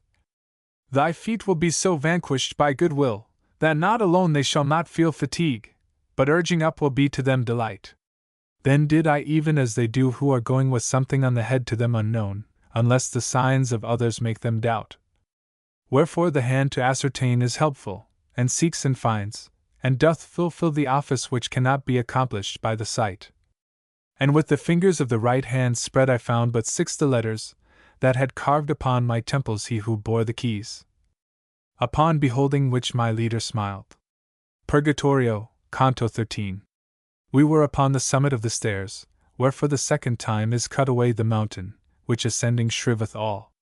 There in like manner doth a cornice bind the hill all round about, as does the first, save that its arc more suddenly is curved. Shade is there none, nor sculpture that appears, so seems the bank, and so the road seems smooth, with but the livid color of the stone. If to inquire we wait for people here, the poet said, I fear that peradventure too much delay will our election have. Then steadfast on the sun his eyes he fixed, made his right side the center of his motion, and turned the left part of himself about. O thou sweet light! With trust in whom I enter upon this novel journey, do thou lead us, said he, as one within here should be led. Thou warmest the world, thou shinest over it, if other reason prompt not otherwise, thy rays should evermore our leaders be. As much as here is counted for a mile, so much already there had we advanced in little time, by dint of ready will. And towards us there were heard to fly, albeit they were not visible, spirits uttering unto love's table courteous invitations. The first voice that passed onward in its flight, Vinum non habent, said in accents loud, and went reiterating it behind us. And ere it wholly grew inaudible because of distance, passed another, crying, I am Orestes! And it also stayed not. Oh, said I, Father, these, what voices are they? And even as I asked, behold the third, saying, Love those from whom ye have had evil. And the good master said, This circle scourges the sin of envy, and on that account are drawn from love the lashes of the scourge. The bridle of another sound shall be, I think that thou wilt hear it, as I judge, before thou comest to the pass of pardon.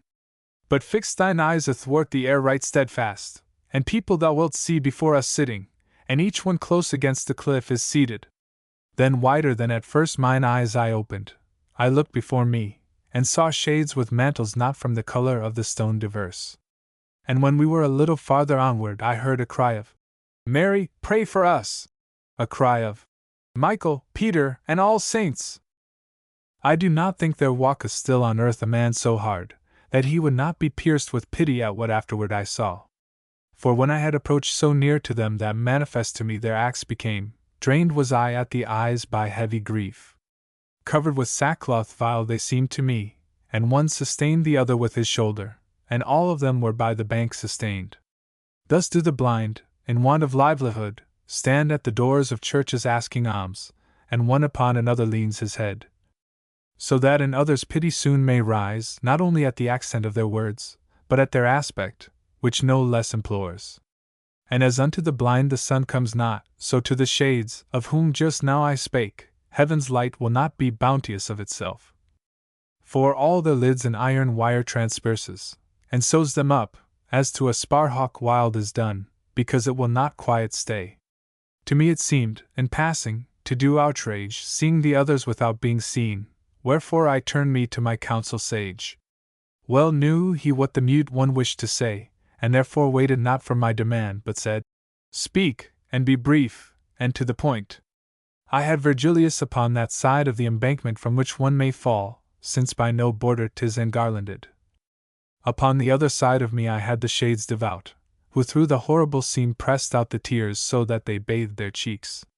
To them I turned me, and, O people certain, began I. of beholding the high light, which your desire has solely in its care. So may grace speedily dissolve the scum upon your consciences, that limpidly through them descend the river of the mind. Tell me, for dear 'twill be to me and gracious, if any soul among you here is Latian, and 'twill perchance be good for him I learn it. O brother mine, each one is citizen of one true city, but thy meaning is, who may have lived in Italy a pilgrim. By way of answer this I seemed to hear a little farther on than where I stood, whereat I made myself still nearer heard. Among the rest I saw a shade that waited in aspect, and should any one ask how, its chin it lifted upward like a blind man. Spirit, I said, who stoopest to ascend, if thou art he who did reply to me, make thyself known to me by place or name. Sienese was I, it replied, and with the others here recreants my guilty life, weeping to him to lend himself to us. Sapient I was not, although I Sapia was called, and I was at another's harm more happy far than at my own good fortune. And that thou mayst not think that I deceive thee, hear if I was as foolish as I tell thee. The arc already of my years descending, my fellow citizens near unto call were joined in battle with their adversaries, and I was praying God for what he willed. Routed were they, and turned into the bitter passes of flight, and I, the chase beholding, a joy received unequalled by all others. So that I lifted upward my bold face crying to God, henceforth I fear thee not, as did the blackbird at the little sunshine. Peace I desired with God at the extreme of my existence, and as yet would not my debt have been by penitence discharged, had it not been that in remembrance held me Pier Pedignano in his holy prayers, who out of charity was grieved for me. But who art thou, then into our conditions questioning goest, and hast thine eyes unbound as I believe, and breathing dost discourse? Mine eyes, I said, will yet be here ta'en from me, but for short space, for small is the offence committed by their being turned with envy. Far greater is the fear, wherein suspended my soul is, of the torment underneath, for even now the load down there weighs on me. And she to me, who led thee then among us up here, if to return below thou thinkest? And I, he who is with me, and speaks not. And living am I, therefore ask of me, Spirit elect, if thou wouldst have me move o'er yonder yet my mortal feet for thee. Oh, this is such a novel thing to hear. She answered, that great sign it is God loves thee, therefore with prayer of thine sometimes assist me. And I implore, by what thou most desirest, if e'er thou treadest the soil of Tuscany, well with my kindred reinstate my fame. Them wilt thou see among that people vain who hope in Talamone, and will lose their more hope than in discovering the Diana. But there still more the admirals will lose. Purgatorio, Canto 14. Who is this one that goes about our mountain, or ever death has given him power of flight, and opes his eyes and shuts them at his will? I know not who, but know he's not alone. Ask him thyself, for thou art nearer to him, and gently, so that he may speak, accost him. Thus did two spirits, leaning towards each other, discourse about me there on the right hand, then held supine their faces to address me. And said the one, O soul, that, fastened still within the body, towards the heaven art going, for charity console us, and declare. Whence comest and who art thou? For thou makest us as much to marvel at this grace of thine as must a thing that never yet has been. And I, through midst of Tuscany there wanders a streamlet that is born in Falterona, and not 100 miles of course suffice it. From thereupon do I this body bring. To tell you who I am were speech in vain, because my name as yet makes no great noise. If well thy meaning I can penetrate with intellect of mine. Then answered me he who first spake, Thou speakest of the Arno. And said the other to him, Why concealed this one the appellation of that river, even as a man doth of things horrible? And thus the shade that questioned was of this himself acquitted. I know not, but truly 'tis fit the name of such a valley perish. For from its fountainhead, where is so pregnant the alpine mountain whence is cleft Peloro that in few places it that mark surpasses, to where it yields itself in restoration of what the heaven doth of the sea dry up, whence have the rivers that which goes with them. Virtue is like an enemy avoided by all, as is a serpent, through misfortune of place, or through bad habit that impels them. on which account have so transformed their nature the dwellers in that miserable valley, it seems that Circe had them in her pasture. Mid ugly swine, of acorns worthier than other food for human use created, it first directeth its impoverished way. Curs findeth it thereafter, coming downward, more snarling than their puissance demands, and turns from them disdainfully its muzzle. It goes on falling, and the more it grows, the more it finds the dogs becoming wolves, this maledict and misadventurous ditch. Descended then through many a hollow gulf, it finds the foxes so replete with fraud, they fear no cunning that may master them. Nor will I cease because another hears me, and well 'twill be for him, if still he mind him of what a truthful spirit to me unravels. Thy grandson I behold, who doth become a hunter of those wolves upon the bank of the wild stream, and terrifies them all. He sells their flesh, it being yet alive, thereafter slaughters them like ancient beeves, many of life, himself of praise deprives. Blood-stained he issues from the dismal forest, he leaves it such, 1,000 years from now in its primeval state 'tis not rewooded. As at the announcement of impending ills the face of him who listens is disturbed, from whatever side the peril seize upon him. So I beheld that other soul, which stood turned round to listen, grow disturbed and sad, when it had gathered to itself the word. The speech of one and aspect of the other had me desirous made to know their names, and question mixed with prayers I made thereof. Whereat the spirit which first spake to me began again. Thou wishest I should bring me to do for thee what thou wilt not do for me. But since God willeth that in thee shine forth such grace of his, I'll not be chary with thee. Know, then, that I Guido del Duca am. My blood was so with envy set on fire, that if I had beheld a man make merry, thou wouldst have seen me sprinkled o'er with pallor. From my own sowing such the straw I reap. O human race! Why dost thou set thy heart where interdict of partnership must be? This is Rainier, this is the boast and honor of the house of Calbali, where no one since has made himself the heir of his desert. And not alone his blood is made devoid, twixt Pa and Mount, and sea-shore and the Reno, of good required for truth and for diversion. For all within these boundaries is full of venomous roots, so that too tardily by cultivation now would they diminish. Where is good Lizio, and Arrigo Minardi, Pier Traversaro, and Guido di Carpigna, O Romagnoli into bastards turned? When in Bologna will a Fabbro rise? When in Faenza a Bernardine di Fosco, the noble scion of ignoble seed?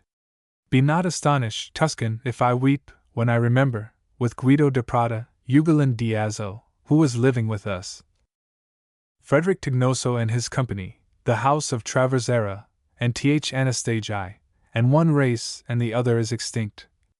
The dames and cavaliers, the toils and ease that filled our souls with love and courtesy, there where the hearts have so malicious grown. O Bretonoro! Why dost thou not flee, seeing that all thy family is gone, and many people, not to be corrupted? Bagnacaval does well in not begetting, and ill does Castro Caro, and Conio worse, in taking trouble to beget such counts. Will do well the Pagani, when their devil shall have departed, but not therefore pure will testimony of them e'er remain.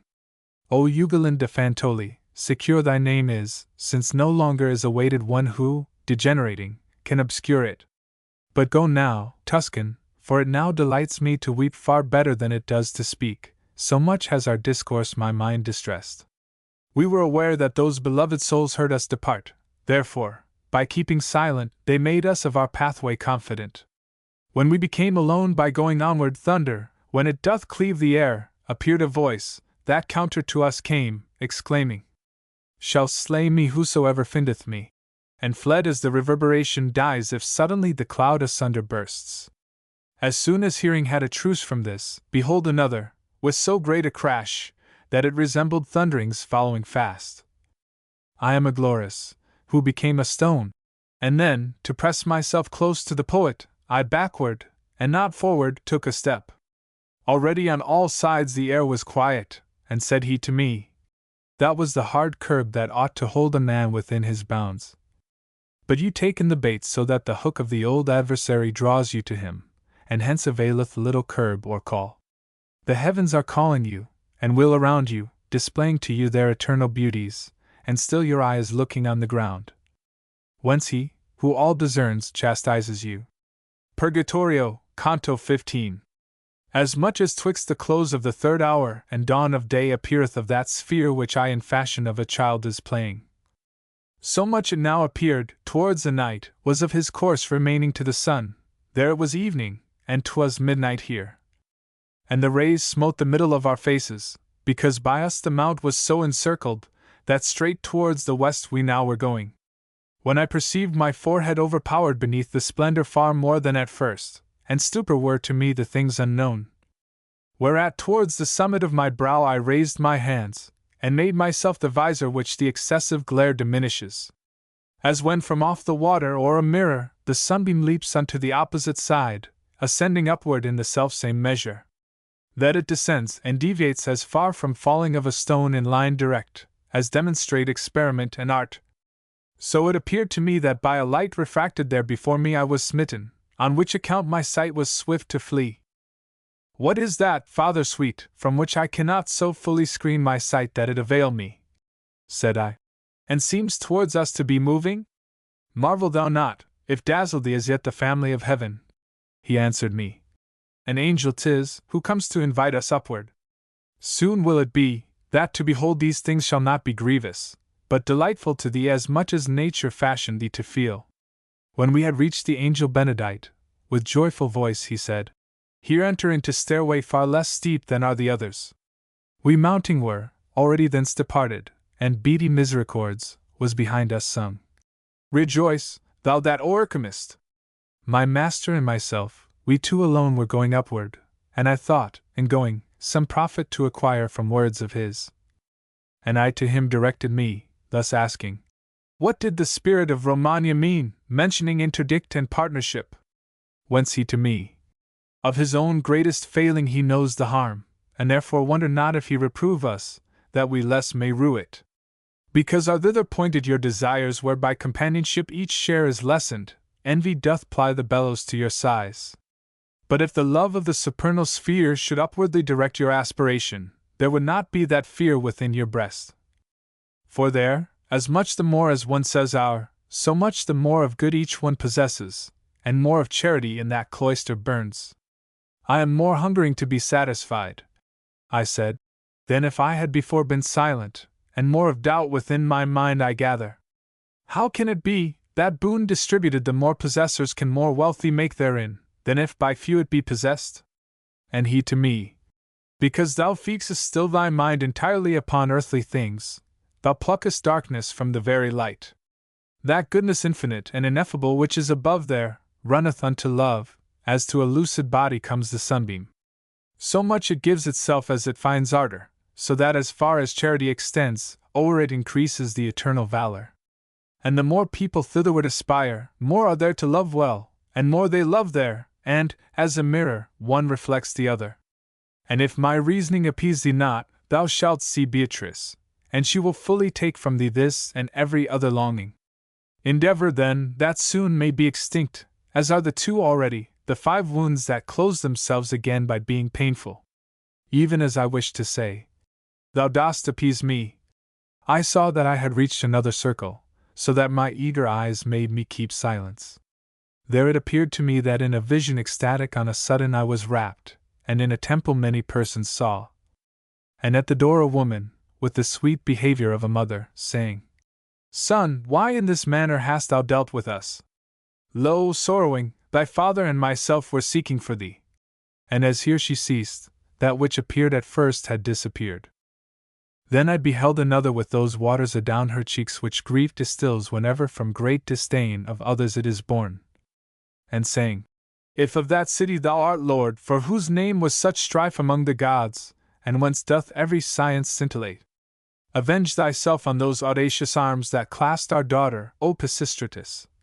And the Lord seemed to me benign and mild, to answer her with aspect temperate. What shall we do to those who wish us ill, if he who loves us be by us condemned? Then saw I people hot in fire of wrath, with stones a young man slaying, clamorously still crying to each other, Kill him! Kill him! And him I saw bowed down, because of death that weighed already on him, to the earth, but of his eyes made ever gates to heaven. imploring the High Lord in so great strife that he would pardon those his persecutors, with such an aspect as unlocks compassion. Soon as my soul had outwardly returned to things external to it which are true, did I my not false errors recognize. My leader, who could see me bear myself like to a man that rouses him from sleep, exclaimed, "What ails thee, that thou canst not stand? But hast been coming more than half a league veiling thine eyes, and with thy legs entangled, in guise of one whom wine or sleep subdues? O my sweet father, if thou listen to me, I'll tell thee," said I, "what appeared to me, when thus from me my legs were ta'en away." And he, "If thou shouldst have 100 masks upon thy face, from me would not be shut thy cogitations, howsoever small. What thou hast seen was that thou mayst not fail to ope thy heart unto the waters of peace, which from the eternal fountain are diffused. I did not ask, What ails thee? As he does who only looketh with the eyes that see not when of the soul bereft the body lies. But asked it to give vigor to thy feet. Thus must we needs urge on the sluggards, slow to use their wakefulness when it returns. We passed along, athwart the twilight, peering forward as far as ever I could stretch against the sunbeams certain and lucent. And lo! By slow degrees a smoke approached in our direction, somber as the night, nor was there place to hide oneself therefrom. This of our eyes and the pure air bereft us. Purgatorio, Canto 16. Darkness of hell, and of a night deprived of every planet under a pure sky, as much as may be tenebrous with cloud. Ne'er made unto my sight so thick a veil, as did that smoke which there enveloped us, nor to the feeling of so rough a texture. For not an eye it suffered to stay open, whereat mine escort, faithful and sagacious, drew near to me and offered me his shoulder. E'en as a blind man goes behind his guide, lest he should wander, or should strike against aught that may harm or peradventure kill him. So went I through the bitter and foul air, listening unto my leader, who said only, "Look that from me thou be not separated." Voices I heard, and every one appeared to supplicate for peace and misericord the Lamb of God who takes away our sins. Still, Agnus Dei, their exordium was, one word there was in all, and meter one, so that all harmony appeared among them. "Master," I said, "are spirits those I hear?" And he to me, "Thou apprehendest truly, and they the knot of anger go unloosing. Now who art thou, that cleavest through our smoke and art discoursing of us even as though thou didst by calends still divide the time?" After this manner by a voice was spoken, whereon my master said, "Do thou reply, and ask if on this side the way go upward." And I, "O creature that dost cleanse thyself to return beautiful to him who made thee, thou shalt hear marvels if thou follow me." "Thee will I follow far as is allowed me," he answered. "And if smoke prevent our seeing, hearing shall keep us joined instead thereof." Thereon began I. "With that swathing band which death unwindeth am I going upward, and hither came I through the infernal anguish. And if God in His grace has me enfolded, so that He wills that I behold His court by method wholly out of modern usage, conceal not from me who ere death thou wast, but tell it me, and tell me if I go right for the pass, and be thy words our escort." Lombard was I, and I was Marco called. The world I knew, and loved that excellence, at which has each one now unbent his bow. "For mounting upward, thou art going right." Thus he made answer, and subjoined, "I pray thee to pray for me when thou shalt be above." And I to him, "My faith I pledge to thee to do what thou dost ask me, but am bursting inly with doubt, unless I rid me of it. First it was simple, and is now made double by thy opinion, which makes certain to me, here and elsewhere, that which I couple with it. The world forsooth is utterly deserted by every virtue, as thou tellest me, and with iniquity is big and covered. But I beseech thee point me out the cause, that I may see it, and to others show it, for one in the heavens, and here below one puts it." A sigh profound, that grief forced into ai. He first sent forth, and then began he. "Brother, the world is blind, and sooth thou comest from it. Ye who are living every cause refer still upward to the heavens, as if all things they of necessity moved with themselves. If this were so, in you would be destroyed free will, nor any justice would there be in having joy for good, or grief for evil. The heavens your movements do initiate, I say not all, but granting that I say it, light has been given you for good and evil. and free volition, which, if some fatigue in the first battles with the heavens it suffers, afterwards conquers all, if well 'tis nurtured. To greater force and to a better nature though free ye subject are, and that creates the mind in you the heavens have not in charge. Hence if the present world doth go astray, in you the cause is, be it sought in you, and I therein will now be thy true spy. Forth from the hand of him, who fondles it before it is, like to a little girl weeping and laughing in her childish sport, issues the simple soul, that nothing knows save that, proceeding from a joyous Maker, gladly it turns to that which gives it pleasure. Of trivial good at first it tastes the savor, is cheated by it, and runs after it, if guide or rein turn not aside its love. Hence it behoved laws for a reign to place, behoved a king to have, who at the least of the true city should discern the tower. The laws exist, but who sets hand to them? No one, because the shepherd who precedes can ruminate, but cleaveth not the hoof. Wherefore the people that perceives its guides strike only at the good for which it hankers, feeds upon that, and farther seeketh not. Clearly canst thou perceive that evil guidance the cause is that has made the world depraved, and not that nature is corrupting you. Rome, that reformed the world, accustomed was two sons to have, which one rode and the other, of God and of the world, made manifest. One has the other quenched, and to the crosier the sword is joined, and ill beseemeth it that by main force one with the other go. Because, being joined, one feareth not the other. If thou believe not, think upon the grain, for by its seed each herb is recognized. In the land laid by Pa and Adige, valor and courtesy used to be found, before that Frederick had his controversy. Now in security can pass that way whoever will abstain, through sense of shame, from speaking with the good, or drawing near them. True, 3 old men are left, in whom upbraids the ancient age the new, and late they deem it that God restore them to the better life. Corrado de Palazzo, and good Gherardo, and Guido de Castel, who better named is, in fashion of the French, the simple Lombard. Say thou henceforward that the Church of Rome, confounding in itself 2 governments, falls in the mire, and soils itself in burden. O Marco mine, I said, thou reasonest well, and now discern I why the sons of Levi have been excluded from the heritage. But what Gherardo is it, who, as sample of a lost race, thou sayest has remained in reprobation of the barbarous age? Either thy speech deceives me, or it tempts me. He answered me. For speaking Tuscan to me, it seems of good Gherardo not thou knowest. By other surname do I know him not, unless I take it from his daughter Gaia. May God be with you, for I come no farther. Behold the dawn, that through the smoke rays out, already whitening, and I must depart, yonder the angel is, ere he appear. Thus did he speak, and would no farther hear me. Purgatorio, Canto 17. Remember, reader, if e'er in the Alps a mist o'ertook thee, through which thou couldst see not otherwise than through its membrane mole. How, when the vapors humid and condensed begin to dissipate themselves, the sphere of the sun feebly enters in among them. And thy imagination will be swift in coming to perceive how I resaw the sun at first, that was already setting. Thus, to the faithful footsteps of my master mating mine own, I issued from that cloud to raise already dead on the low shores.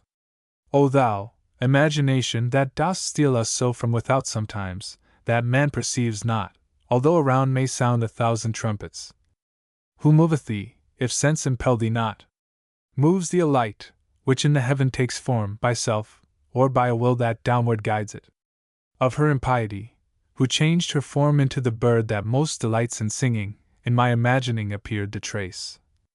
And hereupon my mind was so withdrawn within itself, that from without there came nothing that then might be received by it.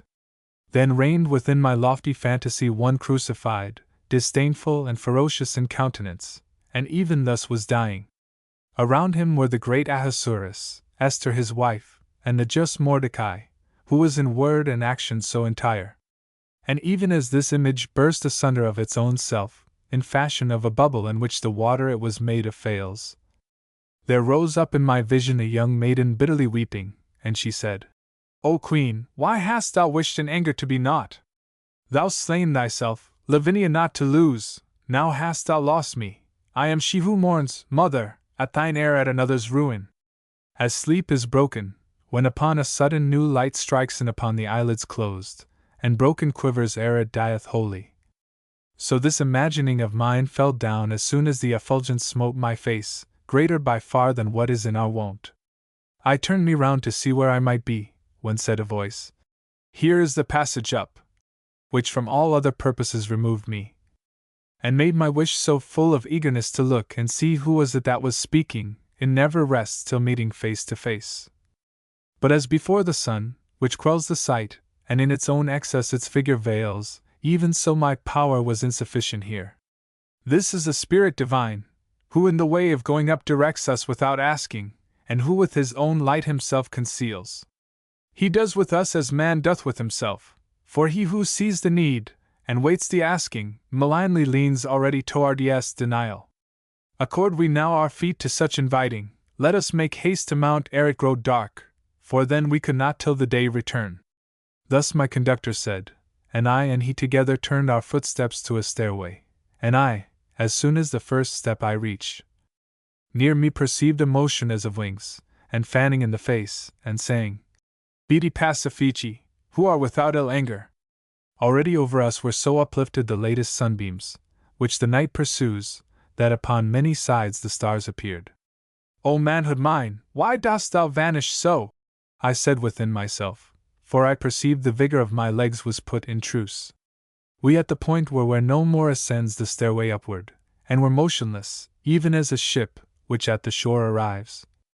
And I gave heed a little, if I might hear aught whatsoever in the circle new, then to my master turned me round and said, "Say, my sweet father, what delinquency is purged here in the circle where we are? Although our feet may pause, pause not thy speech."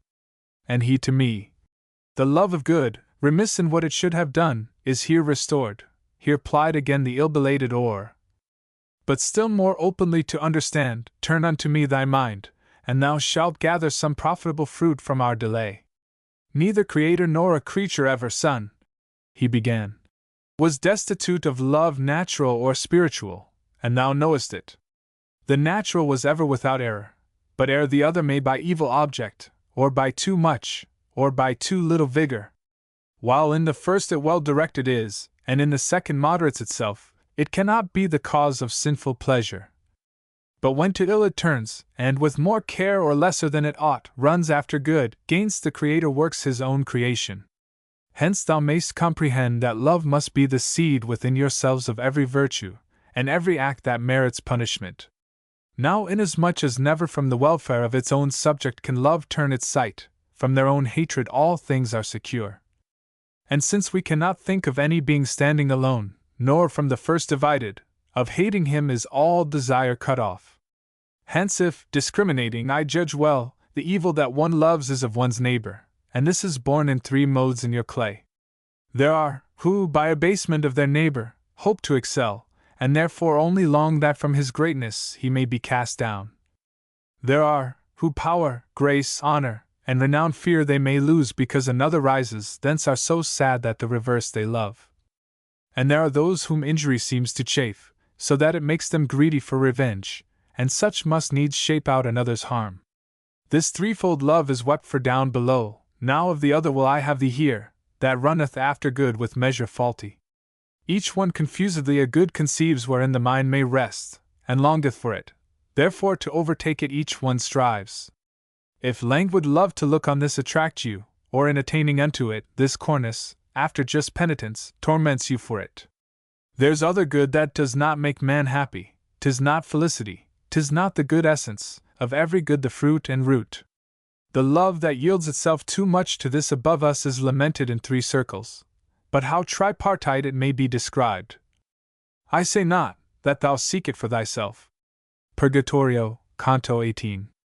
An end had put unto his reasoning the lofty teacher, and a tent was looking into my face, if I appeared content. And I, whom a new thirst still goaded on, without was mute, and said within, "Perchance the too much questioning I make annoys him." But that true father, who had comprehended the timid wish, that opened not itself, by speaking gave me hardihood to speak. Whence my sight is, master, vivified so in thy light, that clearly I discern whatever thy speech importeth or describes. Therefore I thee entreat, sweet father dear, to teach me love, to which thou dost refer every good action and its contrary. Direct, he said, towards me the keen eyes of intellect, and clear will be to thee the error of the blind, who would be leaders. The soul, which is created apt to love, is mobile unto everything that pleases, soon as by pleasure she is waked to action. Your apprehension from some real thing an image draws, and in yourselves displays it so that it makes the soul turn unto it. And if, when turned towards it she incline, love is that inclination, it is nature, which is by pleasure bound in you anew. Then even as the fire doth upward move by its own form, which to ascend is born, where long distant its matter it endures, so comes the captive soul into desire, which is a motion spiritual, and ne'er rests until she doth enjoy the thing beloved. Now may apparent be to thee how hidden the truth is from those people, who aver all love is in itself a laudable thing. Because its matter may perchance appear I to be good, but yet not each impression is good, albeit good may be the wax. Thy words, and my sequacious intellect, I answered him, have love revealed to me, but that has made me more impregned with doubt. For if love from without be offered us, and with another foot the soul go not, if right or wrong she go, 'tis not her merit. And he to me, what reason seeth here, myself can tell thee, beyond that await for Beatrice, since 'tis a work of faith.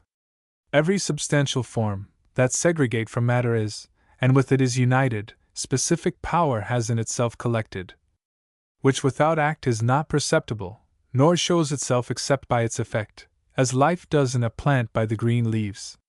But still, whence cometh the intelligence of the first notions, man is ignorant, and the affection for the first allurements, which are in you as instinct in the bee to make its honey, and this first desire merit of praise or blame conteneth not. Now, that to this all others may be gathered, innate within you is the power that counsels, and it should keep the threshold of assent. This is the principle, from which is taken occasion of desert in you, according as good and guilty loves it takes and winnows. Those who, in reasoning, to the bottom went, were of this innate liberty aware, therefore bequeathed they ethics to the world. Supposing, then, that from necessity springs every love that is within you kindled, within yourselves the power is to restrain it. The noble virtue Beatrice understands by the free will, and therefore see that thou bear it in mind, if she should speak of it. The moon, belated almost unto midnight, now made the stars appear to us more rare, formed like a bucket, that is all ablaze. And counter to the heavens ran through those paths which the sun sets aflame, when he of Rome sees it twixt Sards and Corsicans go down. And that patrician shade, for whom is named Pietola more than any Mantuan town, had laid aside the burden of my lading. Whence I, who reason manifest and plain in answer to my questions had received, stood like a man in drowsy reverie. But taken from me was this drowsiness suddenly by a people, that behind our backs already had come round to us. And as, of old, Ismenus and Asopus beside them saw at night the rush and throng, if but the Thebans were in need of Bacchus. So they along that circle curve their step, from what I saw of those approaching us, who by goodwill and righteous love are ridden. Full soon they were upon us, because running moved onward all that mighty multitude, and two in the advance cried out, lamenting. Mary in haste unto the mountain ran, and Caesar, that he might subdue Ilerda, thrust at Marseilles, and then ran into Spain. Quick! Quick! So that the time may not be lost by little love! Forthwith the others cried. For ardor in well-doing freshens grace. O folk, in whom an eager fervor now supplies perhaps delay and negligence, put by you in well-doing, through lukewarmness. This one who lives, and truly I lie not, would fain go up, if but the sun relight us, so tell us where the passage nearest is. These were the words of him who was my guide, and some one of those spirits said, Come on behind us, and the opening shalt thou find. So full of longing are we to move onward, that stay we cannot, therefore pardon us, if thou for churlishness our justice take. I was San Zeno's abbot at Verona, under the empire of good Barbarossa, of whom still sorrowing Milan holds discourse. And he has one foot in the grave already, who shall ere long lament that monastery, and sorry be of having there had power. Because his son, in his whole body sick, and worse in mind, And who was evil-born, he put into the place of its true pastor. If more he said, or silent was, I know not, he had already passed so far beyond us. But this I heard, and to retain it pleased me. And he who was in every need my succor said, Turn thee hitherward, see two of them come fastening upon slothfulness their teeth. In rear of all they shouted. Sooner were the people dead to whom the sea was opened, than their inheritors the Jordan saw. And those who the fatigue did not endure unto the issue, with Anchises' son, themselves to life without in glory offered. Then when from us so separated were those shades, that they no longer could be seen, within me a new thought did entrance find. Whence others many and diverse were born, and so I lapsed from one into another, that in a reverie mine eyes I closed, and meditation into dream transmuted. Purgatory, Canto 19. It was the hour when the diurnal heat no more can warm the coldness of the moon, vanquished by earth, or peradventure Saturn. When geomancers their fortuna major see in the Orient before the dawn rise by a path that long remains not dim. There came to me in dreams a stammering woman, squint in her eyes, and in her feet distorted, with hands dissevered and of sallow hue. I looked at her, and as the sun restores the frigid members which the night benumbs, even thus my gaze did render voluble her tongue, and made her all erect thereafter in little while, and the lost countenance, as love desires it so in her did colour.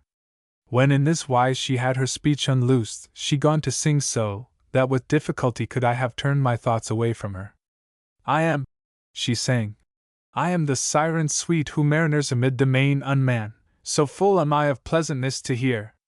I drew Ulysses from his wandering way unto my song, and he who dwells with me seldom departs, so wholly I content him. Her mouth was not yet closed again, before appeared a lady saintly and alert close at my side to put her to confusion.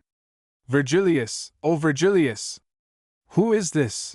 Sternly she said, and he was drawing near with eyes still fixed upon that modest one. She seized the other and in front laid open, rending her garments, and her belly showed me. This waked me with the stench that issued from it. I turned mine eyes, and good Virgilius said, At least thrice have I called thee, rise and come, find we the opening by which thou mayst enter. I rose, and full already of high day were all the circles of the sacred mountain, and with the new sun at our back we went. Following behind him, I my forehead bore like unto one who has it laden with thought, who makes himself the half-arch of a bridge. When I heard say, Come, here the passage is, spoken in a manner gentle and benign, such as we hear not in this mortal region. With open wings, which of a swan appeared, upward he turned us who thus spake to us, between the two walls of the solid granite. He moved his pinions afterwards and fanned us, affirming those colugent to be blessed, for they shall have their souls with comfort filled. What aileth thee, that I to earth thou gazest? To me my guide began to say, we both somewhat beyond the angel having mounted. And I, with such misgiving makes me go a vision new, which bends me to itself, so that I cannot from the thought withdraw me. Didst thou behold, he said, that old enchantress, whose soul above us henceforth is lamented? Didst thou behold how man is freed from her? Suffice it thee, and smite earth with thy heels, thine eyes lift upward to the lure that whirls the eternal king with revolutions vast. Even as the hawk, that first his feet surveys, then turns him to the call and stretches forward, through the desire of food that draws him thither. Such I became, and such, as far as cleaves the rock to give way to him who mounts, went on to where the circling doth begin. On the fifth circle when I had come forth, people I saw upon it who were weeping, stretched prone upon the ground, all downward turned. Adhicit pavimento anima mea. I heard them say with sighings so profound, that hardly could the words be understood. O ye elect of God, whose sufferings justice and hope both render less severe, direct ye us towards the high ascents. If ye are come secure from this prostration, and wish to find the way most speedily, let your right hands be evermore outside. Thus did the poet ask, and thus was answered by them somewhat in front of us, whence I in what was spoken divined the rest concealed. And unto my Lord's eyes mine eyes I turned, whence he assented with a cheerful sign to what the sight of my desire implored. When of myself I could dispose at will, above that creature did I draw myself, whose words before had caused me to take note, saying, O Spirit, in whom weeping ripens that without which to God we cannot turn, suspend a while for me thy greater care. Who wast thou, and why are your backs turned upwards, tell me, and if thou wouldst that I procure thee anything there whence living I departed. And he to me, Wherefore our backs the heaven turns to itself, no shalt thou, but beforehand sighs quod ego fui successor Petri. Between Siestri and Chiavari descends a river beautiful, and of its name the title of my blood its summit makes. A month and little more essayed I how weighs the great cloak on him from mire who keeps it, for all the other burdens seem a feather. Tardy, all woe is me! Was my conversion, but when the Roman shepherd I was made, then I discovered life to be a lie. I saw that there the heart was not at rest, nor farther in that life could one ascend, whereby the love of this was kindled in me. Until that time a wretched soul and parted from God was I, and wholly avaricious. Now, as thou sayest, I here am punished for it. What avarice does is here made manifest in the purgation of these souls converted, and no more bitter pain the mountain has. Even as our eye did not uplift itself aloft, being fastened upon earthly things, so justice here has merged it in the earth. As avarice had extinguished our affection for every good, whereby was action lost, so justice here doth hold us in restraint, bound and imprisoned by the feet and hands, and so long as it pleases the just Lord shall we remain immovable and prostrate. I on my knees had fallen, and wished to speak, but even as I began, and he was ware, only by listening, of my reverence. What cause, he said, has downward bent thee thus? And I to him. For your own dignity, standing, my conscience stung me with remorse. Straighten thy legs, and upward raise thee, brother. He answered, Ere not, fellow servant am I with thee and with the others to one power. If e'er that holy, evangelic sound, which saith Nec nubent, thou hast heard, well canst thou see why in this wise I speak. Now go, no longer will I have thee linger, because thy stay doth incommode my weeping, with which I ripen that which thou hast said. On earth I have a grandchild named Alighieri, good in herself, unless indeed our house malevolent may make her by example. And she alone remains to me on earth. Purgatorio, Canto 20. Ill strives the will against a better will, therefore, to pleasure him, against my pleasure I drew the sponge not saturate from the water. Onward I moved, and onward moved my leader, through vacant places, skirting still the rock, as on a wall close to the battlements. For they that through their eyes pour drop by drop the malady which all the world pervades, on the other side too near the verge approach. Accursed mayst thou be, thou old she-wolf, that more than all the other beasts hast prey, because of hunger infinitely hollow. O heaven, in whose gyrations some appear to think conditions here below are changed, when will he come through whom she shall depart? Onward we went with footsteps slow and scarce, and I attentive to the shades I heard piteously weeping and bemoaning them. And I by peradventure heard, Sweet Mary! Uttered in front of us amid the weeping even as a woman does who is in childbirth. And in continuance, How poor thou wast is manifested by that hostelry where thou didst lay thy sacred burden down. Thereafterward I heard, O good Fabricius, virtue with poverty didst thou prefer to the possession of great wealth with vice. So pleasurable were these words to me that I drew farther onward to have knowledge touching that spirit whence they seemed to come. He furthermore was speaking of the largesse which Nicholas unto the maidens gave, in order to conduct their youth to honor. O soul that dost so excellently speak, tell me who wast thou, said I, and why only thou dost renew these praises well deserved. Not without recompense shall be thy word, if I return to finish the short journey of that life which is flying to its end. And he, I'll tell thee, not for any comfort I may expect from earth, but that so much grace shines in thee or ever thou art dead. I was the root of that malignant plant which overshadows all the Christian world, so that good fruit is seldom gathered from it. But if Douay and Ghent, and Lille and Bruges had power, soon vengeance would be taken on it, and this I pray of him who judges all. Hugh Capet was I called upon the earth, from me were born the Louises and Philips, by whom in later days has France been governed. I was the son of a Parisian butcher, what time the ancient kings had perished all, excepting one, contrite in cloth of grey. I found me grasping in my hands the rein of the realm's government, and so great power of new equest, and so with friends abounding, that to the widowed diadem promoted the head of mine own offspring was, from whom the consecrated bones of these began. So long as the great dowry of Provence out of my blood took not the sense of shame, 'twas little worth, but still it did no harm. Then it began with falsehood and with force its rapine, and thereafter, for amends, took Ponthieu, Normandy, and Gascony. Charles came to Italy, and for amends a victim made of Conradin, and then thrust Thomas back to heaven, for amends.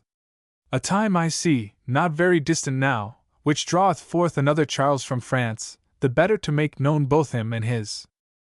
Unarmed he goes, and only with the lance that Judas jousted with, and that he thrusts so that he makes the paunch of Florence burst. He thence not land, but sin and infamy, shall gain, so much more grievous to himself as the more light such damage he accounts.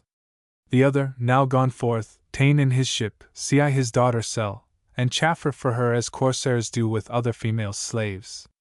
What more, O avarice, canst thou do to us, since thou my blood so to thyself hast drawn, it careth not for its own proper flesh. That less may seem the future ill and past, I see the flower de Lusalagna enter, and Christ in his own vicar captive made. I see him yet another time derided, I see renewed the vinegar and gall, and between living thieves I see him slain. I see the modern pilot so relentless, this does not sate him, but without decretal he to the temple bears his sordid sails. When, O my Lord, shall I be joyful made by looking on the vengeance which, concealed, makes sweet thine anger and thy secrecy? What I was saying of that only bride of the Holy Ghost, and which occasioned thee to turn towards me for some commentary. So long has been ordained to all our prayers as the day lasts, but when the night comes on, contrary sound we take instead thereof. At that time we repeat Pygmalion, of whom a traitor, thief, and parricide made his insatiable desire of gold. And the misery of avaricious Midas, that followed his inordinate demand, at which forevermore one needs but laugh. The foolish can each one then records, and how he stole the spoils, so that the wrath of Joshua still appears to sting him here. Then we accuse Sapphira with her husband, we laud the hoof-beats Heliodorus had, and the whole mount in infamy encircles. Polymnestor who murdered Polydorus. Here finally is cried, O Crassus, tell us, for thou dost know, what is the taste of gold. Sometimes we speak, one loud, another low, according to desire of speech, that spurs us to greater now and now to lesser pace. But in the good that here by day is talked of, erewhile alone I was not, yet near by no other person lifted up his voice. From him already we departed were, and made endeavor to o'ercome the road as much as was permitted to our power. When I perceived, like something that is falling, the mountain tremble, whence a chill seized on me, as seizes him who to his death is going. Certes so violently shook not Delos, before Latona made her nest therein to give birth to the two eyes of the heaven. Then upon all sides there began a cry, such that the master drew himself towards me, saying, Fear not, while I am guiding thee. Gloria in excelsis Deo. All were saying, from what near I comprehended, where it was possible to hear the cry.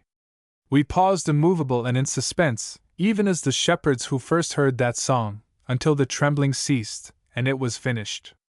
Then we resumed again our holy path, watching the shades that lay upon the ground, already turned to their accustomed plaint. No ignorance ever with so great a strife had rendered me importunate to know, if erreth not in this my memory. As meditating then I seemed to have, nor out of haste to question did I dare, nor of myself I there could aught perceive. So I went onward timorous and thoughtful. Purgatorio, Canto 21. The natural thirst, that ne'er is satisfied excepting with the water for whose grace the woman of Samaria besought, put me in travail, and haste goaded me along the encumbered path behind my leader, and I was pitying that righteous vengeance. And lo! In the same manner as Luke writeth that Christ appeared to two upon the way from the sepulchral cave already risen, a shade appeared to us, and came behind us, down gazing on the prostrate multitude, nor were we ware of it, until it spake, saying, My brothers, may God give you peace! We turned us suddenly, and Virgilius rendered to him the countersign thereto conforming. Thereon began he. In the blessed counsel, be may the court veracious place in peace, that me doth banish in eternal exile. How? Said he, and the while we went with speed. If ye are shades whom God deigns not on high, who up his stairs so far has guided you? And said my teacher, if thou note the marks which this one bears, and which the angel traces, well shalt thou see he with the good must reign. But because she who spinneth day and night for him had not yet drawn the distaff off, which Clotho lays for each one and compacts, his soul, which is thy sister and my own, in coming upwards could not come alone, by reason that it sees not in our fashion. Whence I was drawn from out the ample throat of hell to be his guide, and I shall guide him as far on as my school has power to lead. But tell us, if thou knowest, why such a shudder erewhile the mountain gave, and why together all seemed to cry, as far as its moist feet? In asking he so hit the very eye of my desire, that merely with the hope my thirst became the less unsatisfied. Naught is there, he began, that without order may the religion of the mountain feel, nor aught that may be foreign to its custom. Free is it here from every permutation, what from itself heaven in itself receiveth can be of this the cause, and naught beside. Because that neither rain, nor hail, nor snow, nor dew, nor hoarfrost any higher falls than the short, little stairway of 3 steps. Dense clouds do not appear, nor rarefied, nor coruscation, nor the daughter of Thalmas, that often upon earth her region shifts. No arid vapor any farther rises than to the top of the 3 steps I spake of, whereon the vicar of Peter has his feet. Lower down perchance it trembles less or more, but for the wind that in the earth is hidden I know not how, up here it never trembled. It trembles here, whenever any soul feels itself pure, so that it soars, or moves to mount aloft, and such a cry attends it. Of purity the will alone gives proof, which, being wholly free to change its convent, takes by surprise the soul, and helps it fly. First it wills well, but the desire permits not, which divine justice with the selfsame will there was to sin, upon the torment sets. And I, who have been lying in this pain 500 years and more, but just now felt a free volition for a better seat. Therefore thou heardst the earthquake, and the pious spirits along the mountain rendering praise unto the Lord, that soon he speed them upwards. So said he to him, and since we enjoy as much in drinking as the thirst is great, I could not say how much it did me good. And the wise leader, now I see the net that snares you here, and how ye are set free, why the earth quakes, and wherefore ye rejoice. Now who thou wast be pleased that I may know, and why so many centuries thou hast here been lying, let me gather from thy words. In days when the good Titus, with the aid of the supremest king, avenged the wounds whence issued forth the blood by Judas sold. Under the name that most endures and honors, was I on earth. That spirit made reply, greatly renowned, but not with faith as yet. My vocal spirit was so sweet, that Rome me, a Thulusian, drew unto herself, where I deserved to deck my brows with myrtle. Statius the people name me still on earth. I sang of Thebes, and then of great Achilles, but on the way fell with my second burden.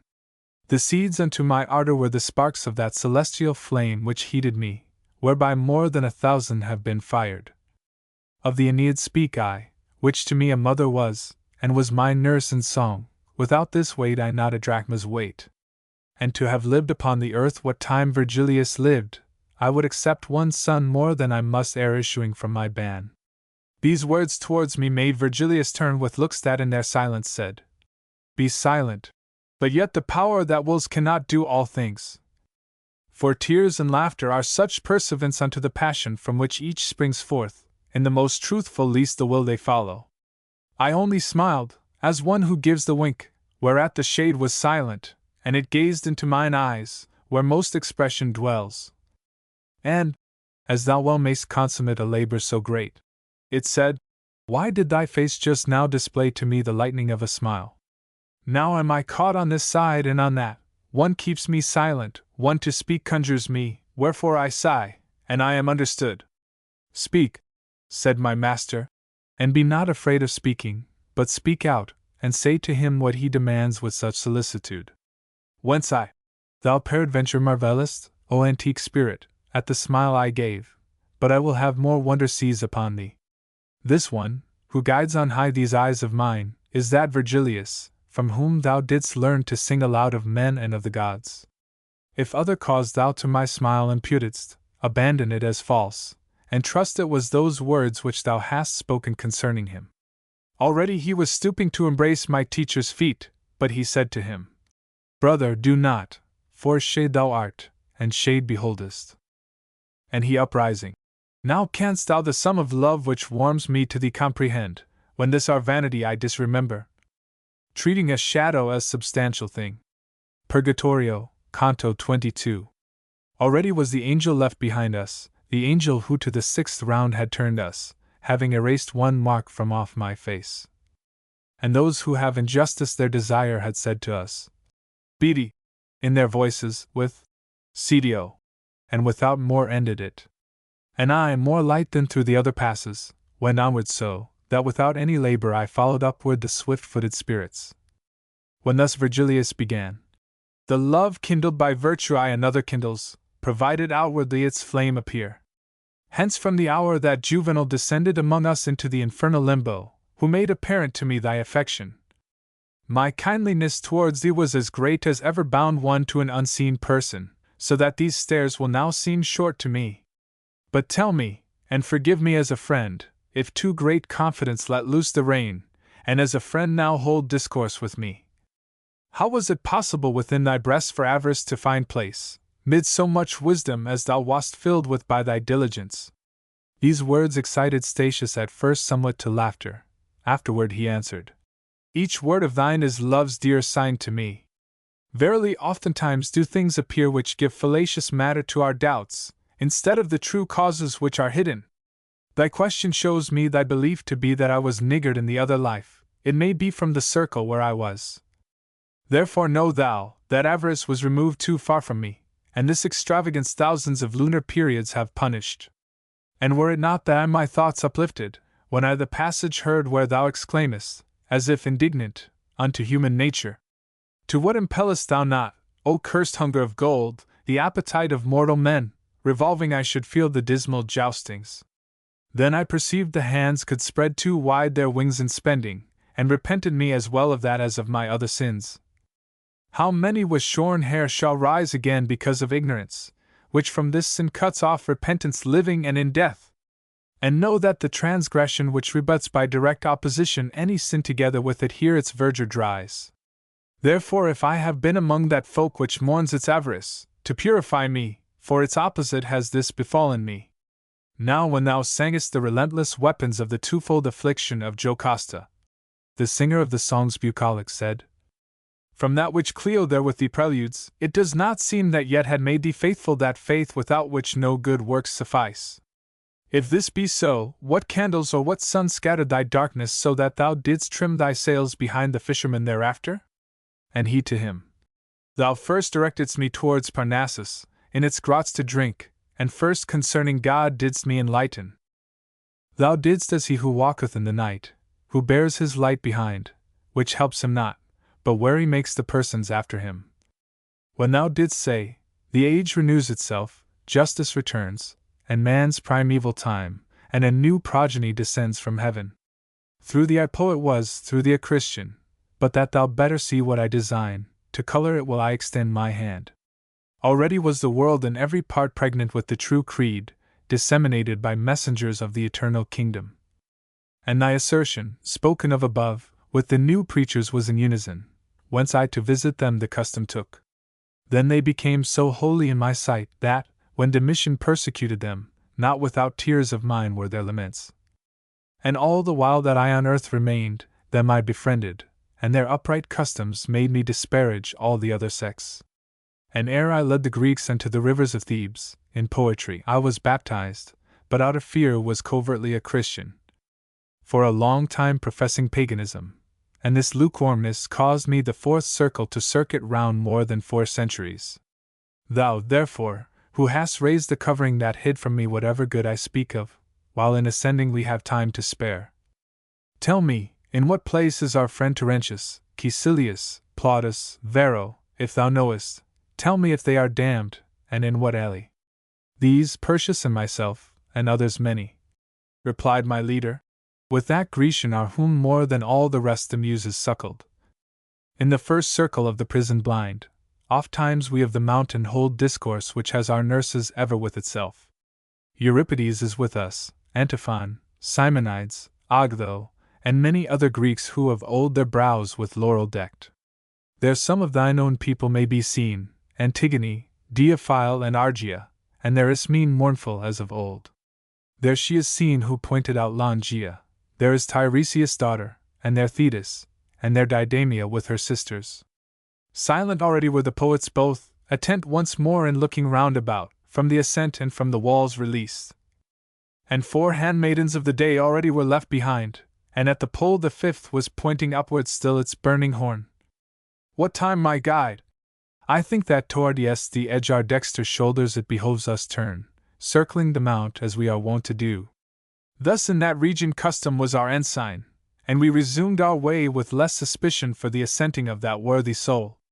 They in advance went on, and I alone behind them, and I listened to their speech, which gave me lessons in the art of song. But soon their sweet discourses interrupted a tree which midway in the road we found, with apples sweet and grateful to the smell. And even as a fir tree tapers upward from bough to bough, so downwardly did that, I think in order that no one might climb it. On that side where our pathway was enclosed fell from the lofty rock a limpid water, and spread itself abroad upon the leaves.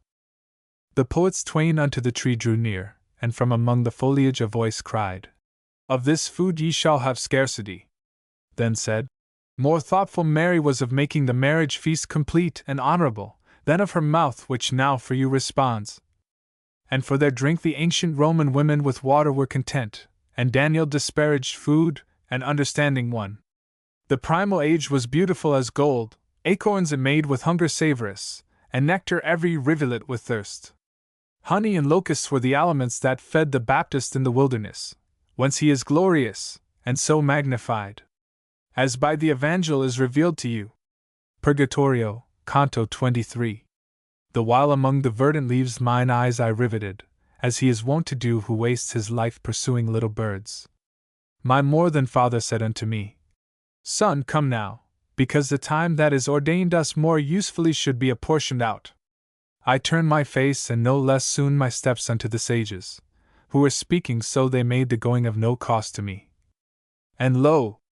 Were heard a song and a lament, Labia mea domini, in fashion such that delight and dolence it brought forth.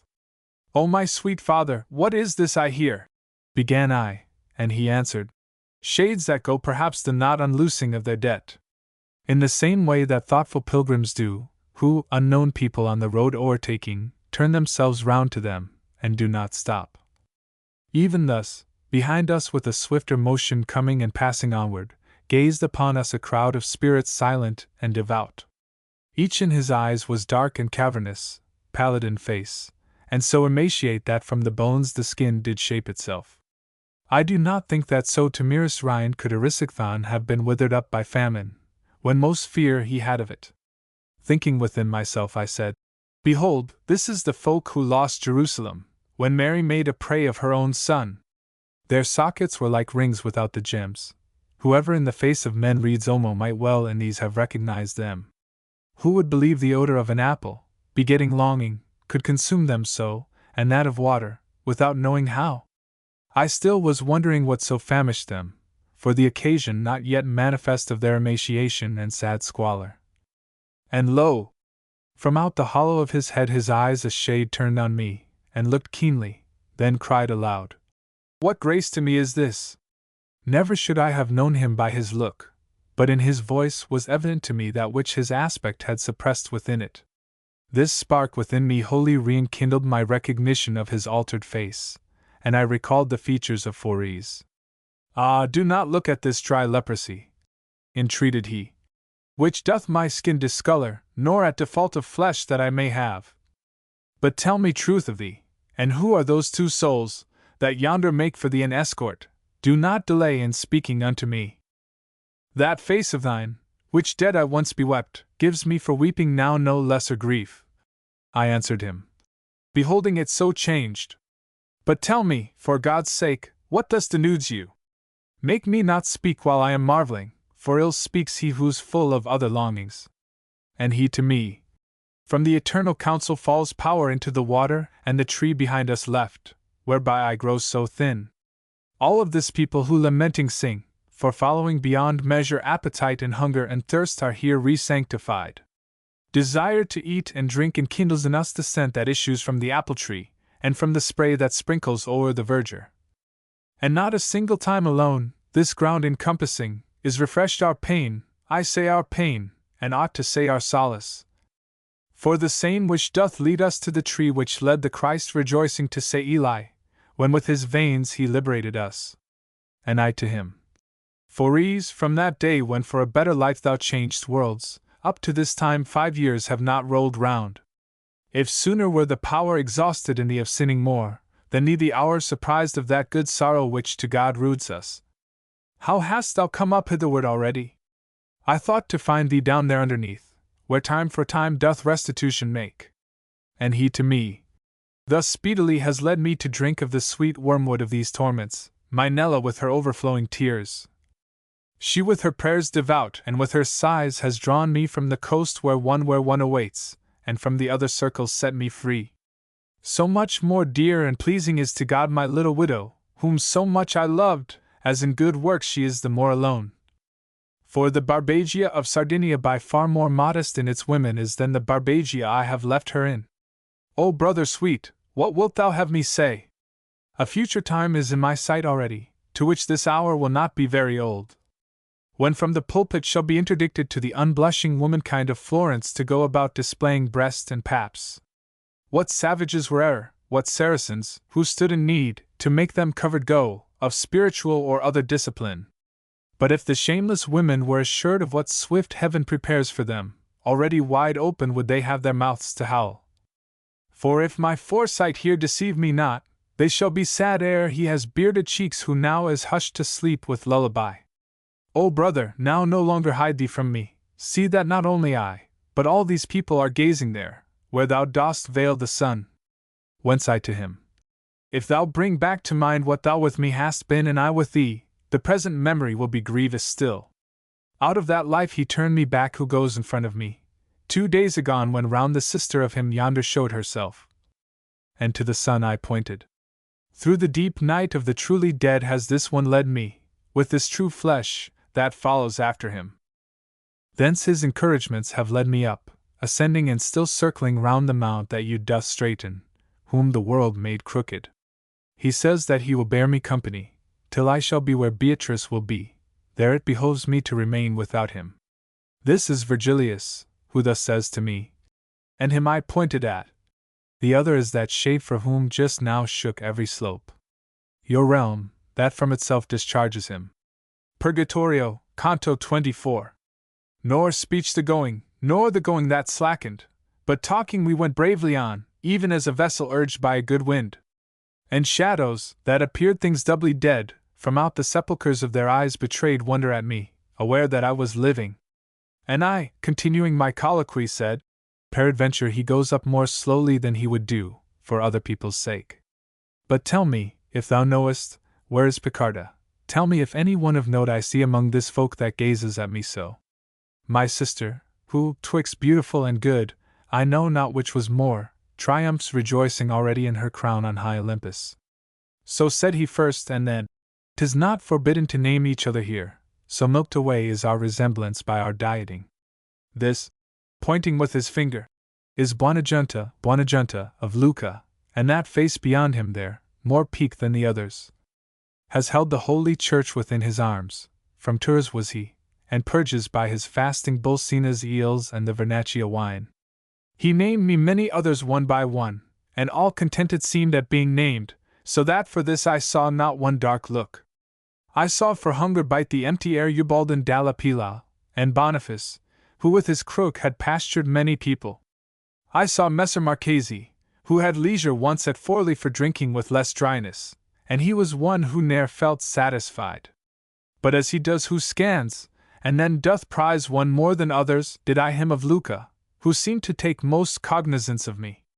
He murmured, and I know not what gentucca from that place heard I, where he felt the wound of justice, that doth macerate them so.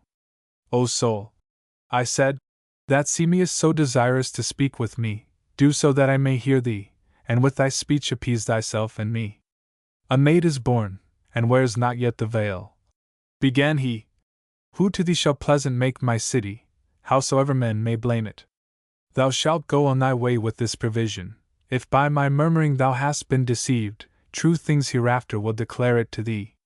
But say if him I here behold, who forth evoke the new invented rhymes, beginning, ladies, that have intelligence of love? And I to him, one am I who, whenever love doth inspire me, note, and in that measure which he within me dictates, singing go. O brother, now I see, he said, the knot which me, the notary, and Giton held short of the sweet new style that now I hear. I do perceive full clearly how your pens go closely following after him who dictates, which with our own forsooth came not to pass. And he who sets himself to go beyond, no difference sees from one style to another. And as if satisfied, he held his peace. Even as the birds that winter toward the Nile, sometimes into a phalanx form themselves, then fly in greater haste, and go in file. In such wise all the people who were there, turning their faces, hurried on their steps, both by their leanness and their wishes light. And as a man, who wearies with trotting, lets his companions onward go, and walks, until he vents the panting of his chest, so did Fories let the holy flock pass by, and came with me behind it, saying, When will it be that I again shall see thee? How long? I answered, I may live, I know not, yet my return will not so speedy be, but I shall sooner in desire arrive. Because the place where I was set to live from day to day of good is more depleted, and unto dismal ruin seems ordained. Now go, he said, for him most guilty of it at a beast's tail behold I dragged along towards the valley where is no repentance. Faster at every step the beast is going, increasing evermore until it smites him, and leaves the body vilely mutilated. Not long those wheels shall turn. And he uplifted his eyes to heaven. Ere shall be clear to thee that which my speech no farther can declare. Now stay behind, because the time so precious is in this kingdom, that I lose too much by coming onward thus abreast with thee. As sometimes issues forth upon a gallop a cavalier from out a troop that ride, and seeks the honor of the first encounter, so he with greater strides departed from us, and on the road remained I with those two, who were such mighty marshals of the world. And when before us he had gone so far mine eyes became to him such pursuance as was my understanding to his words. Appeared to me with laden and living boughs another apple tree, and not far distant from having but just then turned thitherward. People I saw beneath it lift their hands, and cry I know not what towards the leaves, like little children eager and deluded, who pray, and he they pray to doth not answer, but to make very keen their appetite, holds their desire aloft, and hides it not. Then they departed as if undeceived, and now we came unto the mighty tree which prayers and tears so manifold refuses. Pass farther onward without drawing near, the tree of which Eve ate is higher up, and out of that one has this tree been raised. Thus said I know not who among the branches, whereat Virgilius, Statius, and myself went crowding forward on the side that rises. Be mindful, said he, of the accursed ones formed of the cloud rack, who inebriate combated Theseus with their double breasts. And of the Jews who showed them soft in drinking, whence Gideon would not have them for companions when he toward Midian the hills descended. Thus, closely pressed to one of the two borders, on passed we, hearing sins of gluttony, followed forsooth by miserable gains. Then set at large upon the lonely road, 1,000 steps and more we onward went, in contemplation, each without a word. What go ye thinking thus, ye three alone? Said suddenly a voice, whereat I started as terrified and timid beasts are wont. I raised my head to see who this might be, and never in a furnace was there seen metals or glass so lucent and so red. As one I saw who said, If it may please you to mount aloft, here it behoves you turn, this way goes he who goeth after peace. His aspect had bereft me of my sight, so that I turned me back unto my teachers, like one who goeth as his hearing guides him. And as, the harbinger of early dawn, the air of May doth move and breathe out fragrance, impregnate all with herbage and with flowers, so did I feel a breeze strike in the midst my front, and felt the moving of the plumes that breathed around an odor of ambrosia.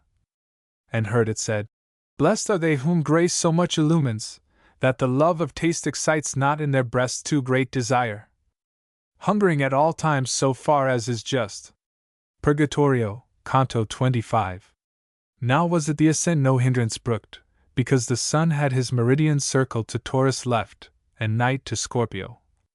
Wherefore, as doth a man who tarries not, but goes his way, whatever to him appear, if of necessity the sting transfix him. In this wise did we enter through the gap, taking the stairway, one before the other, which by its narrowness divides the climbers. And as the little stork that lifts its wing with a desire to fly, and does not venture to leave the nest, and lets it downward droop, even such was I, with the desire of asking kindled and quenched, unto the motion coming he makes who doth address himself to speak. Not for our pace, though rapid it might be, my father sweet forbore, but said, "Let fly the bow of speech thou to the barb hast drawn." With confidence I opened then my mouth, and I began. How can one meagre grow there where the need of nutriment applies not? If thou wouldst call to mind how Meleager was wasted by the wasting of a brand, this would not, said he, be to thee so sour. And wouldst thou think how at each tremulous motion trembles within a mirror your own image, that which seems hard would mellow seem to thee. But that thou mayst content thee in thy wish, lo, Statius here, and him I call and pray he now will be the healer of thy wounds. If I unfold to him the eternal vengeance, responded Statius, where thou present art, be my excuse that I cannot deny thee. Then he began. Son, if these words of mine thy mind doth contemplate and doth receive, they'll be thy light unto the how thou sayest. The perfect blood, which never is drunk up into the thirsty veins, and which remaineth like food that from the table thou removest, takes in the heart for all the human members virtue informative, as being that which to be changed to them goes through the veins. Again digest, descends it where 'tis better silent to be than say, and then drops thence upon another's blood in natural vase. There one together with the other mingles, one to be passive meant, the other active by reason of the perfect place it springs from. And being conjoined, begins to operate, coagulating first, then vivifying what for its matter it had made consistent. The active virtue, being made a soul as of a plant, and so far different, this on the way is, that arrived already. Then works so much, that now it moves and feels like a sea fungus, and then undertakes to organize the powers whose seat it is. Now, son, dilates and now distends itself the virtue from the generator's heart, where nature is intent on all the members. But how from animal it man becomes thou dost not see as yet. This is a point which made a wiser man than thou once ere. So far, that in his doctrine separate he made the soul from possible intellect, for he no organ saw by this assumed. Open thy breast unto the truth that's coming, and know that, just as soon as in the fetus the articulation of the brain is perfect, the primal motor turns to it well pleased at so great art of nature, and inspires a spirit new with virtue all replete, which what it finds there active doth attract into its substance, and becomes one soul, which lives, and feels, and on itself revolves.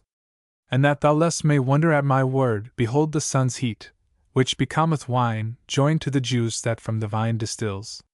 Whenever Lachesis has no more thread, it separates from the flesh, and virtually bears with itself the human and divine. The other faculties are voiceless all, the memory, the intelligence, and the will in action far more vigorous than before. Without a pause it falleth of itself in marvelous way on one shore or the other, there of its roads at first is cognizant. Soon as the place there circumscribeth it, the virtue informative rays round about, as, and as much as, in the living members. And even as the air, when full of rain, by alien rays that are therein reflected, with diverse colours shows itself adorned, so there the neighbouring air doth shape itself into that form which doth impress upon it virtually the soul that has stood still. And then in manner of the little flame, which followeth the fire where'er it shifts, after the spirit followeth its new form.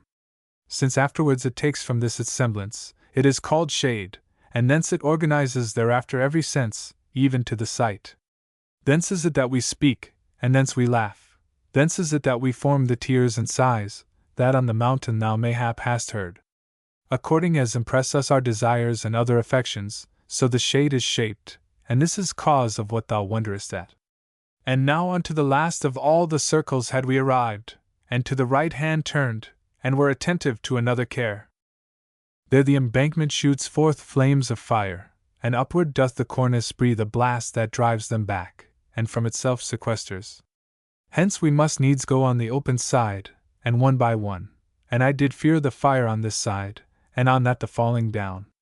My leader said, Along this place one ought to keep upon the eyes a tightened rein, seeing that one so easily might err. Some may Deus clementi. In the bosom of the great burning chanted then I heard, which made me no less eager to turn round. And spirits saw I walking through the flame, wherefore I looked to my own steps, and there's apportioning my sight from time to time. After the close which to that hymn is made, aloud they shouted, Virum non cognosco. Then recommenced the hymn with voices low. This also ended, cried they. To the wood Diana ran, and drove forth Hellas therefrom, who had of Venus felt the poison. Then to their song returned they, then the wives they shouted, and the husbands who were chaste, as virtue and the marriage vow imposes. And I believe that them this mode suffices, for all the time the fire is burning them, with such care is it needful, and such food, that the last wound of all should be closed up. Purgatorio, Canto 26. While on the brink thus one before the other we went upon our way, oft the good master said, Take thou heed! Suffice it that I warn thee. On the right shoulder smote me now the sun, that, raying out, already the whole west changed from its azure aspect into white.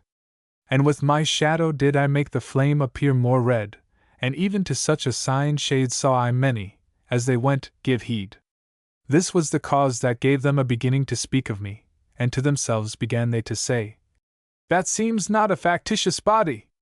Then towards me, as far as they could come, came certain of them, always with regard not to step forth where they would not be burned. O thou who goest, not from being slower but reverent perhaps, behind the others, answer me, who in thirst and fire am burning. Nor to me only is thine answer needful, for all of these have greater thirst for it than for cold water Ethiop or Indian.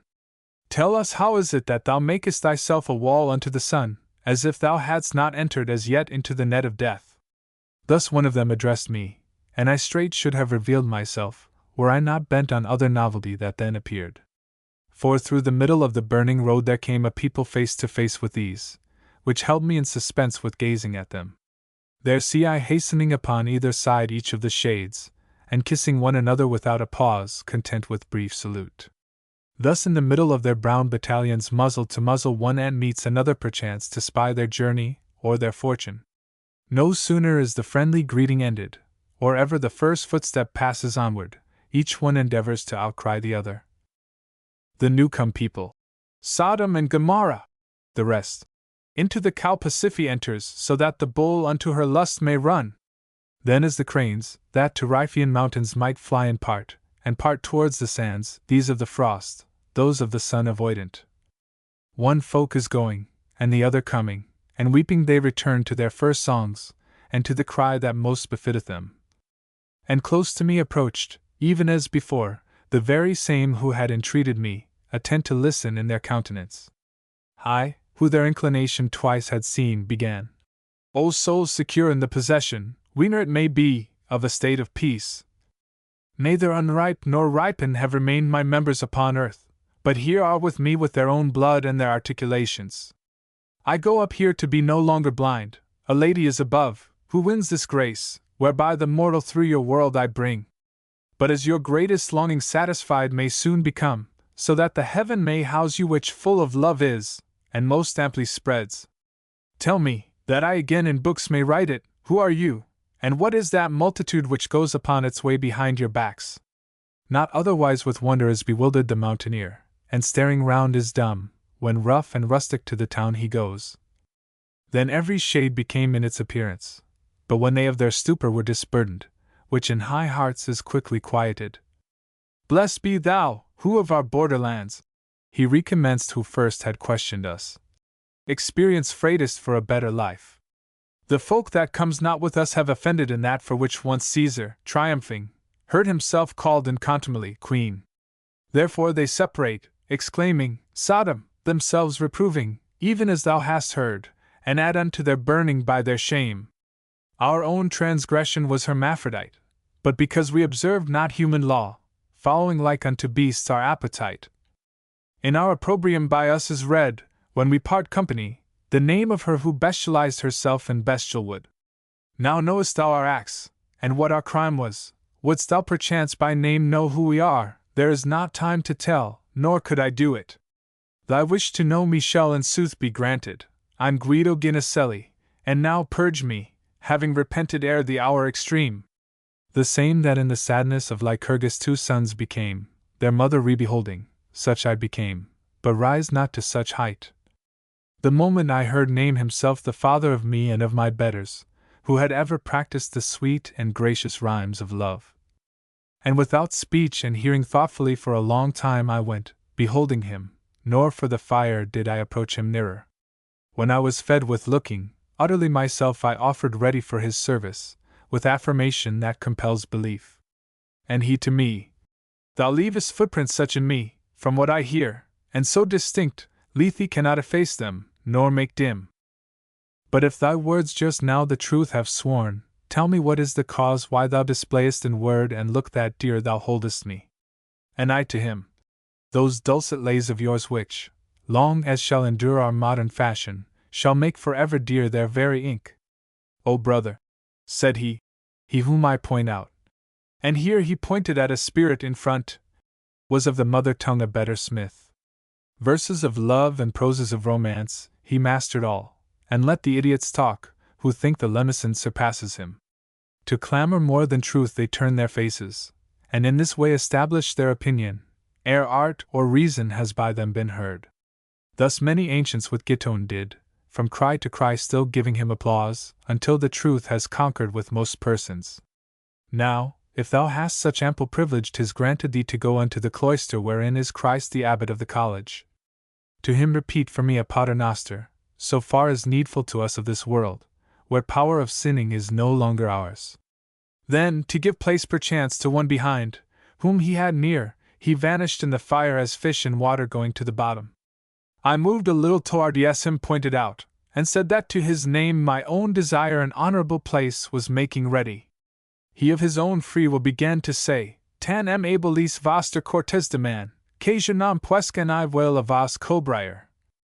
Je suis or not, que plori vi chantan, consiros ve la passe de foller, y ve jausen lo join chu esper dinan. Era vous prac per aquella valor, que vous condis al som de la scalina, savenga vous a temper modelor. Asterisk.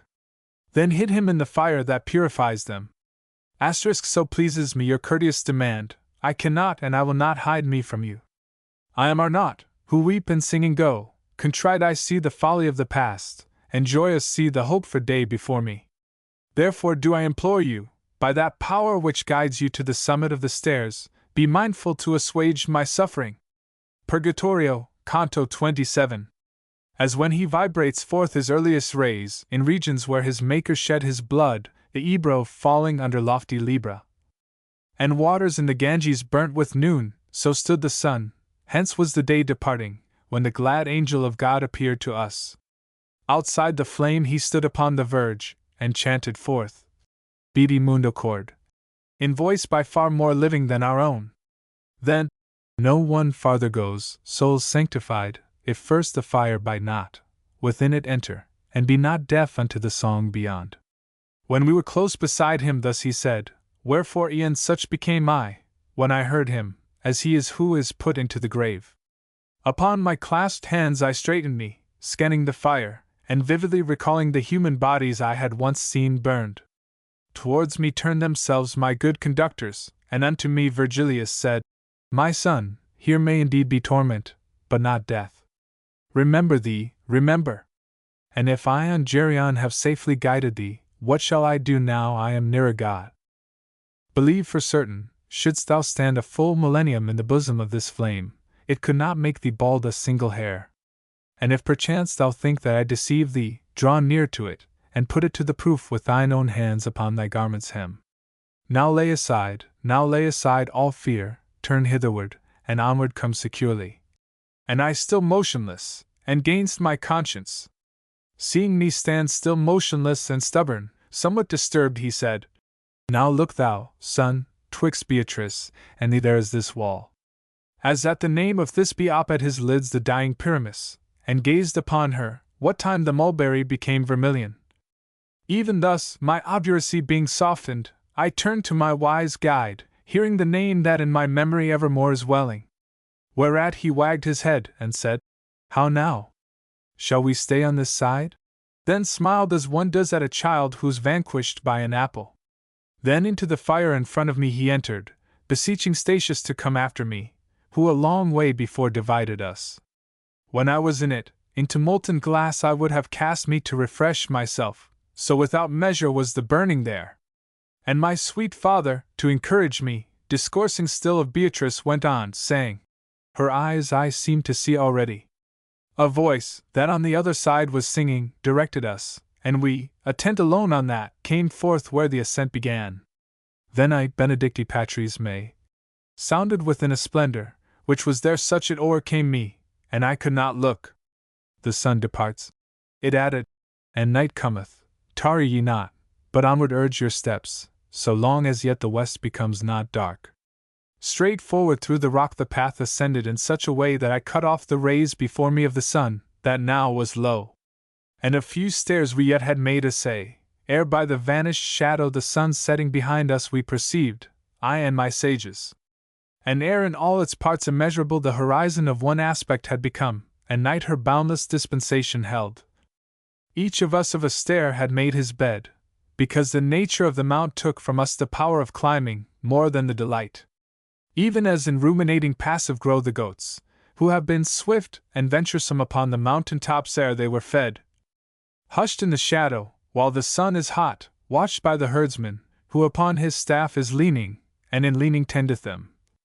And as the shepherd, lodging out of doors, passes the night beside his quiet flock, watching that no wild beast may scatter it.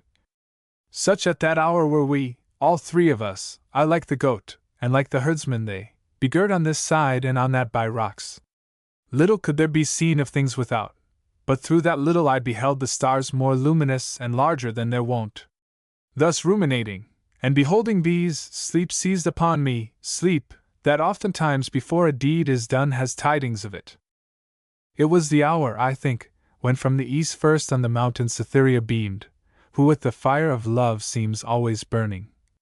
Youthful and beautiful in dreams, methought I saw a lady walking in a meadow, gathering flowers, and singing she was saying, Know whosoever may my name demand that I am Leah, and go moving round my beauteous hands to make myself a garland.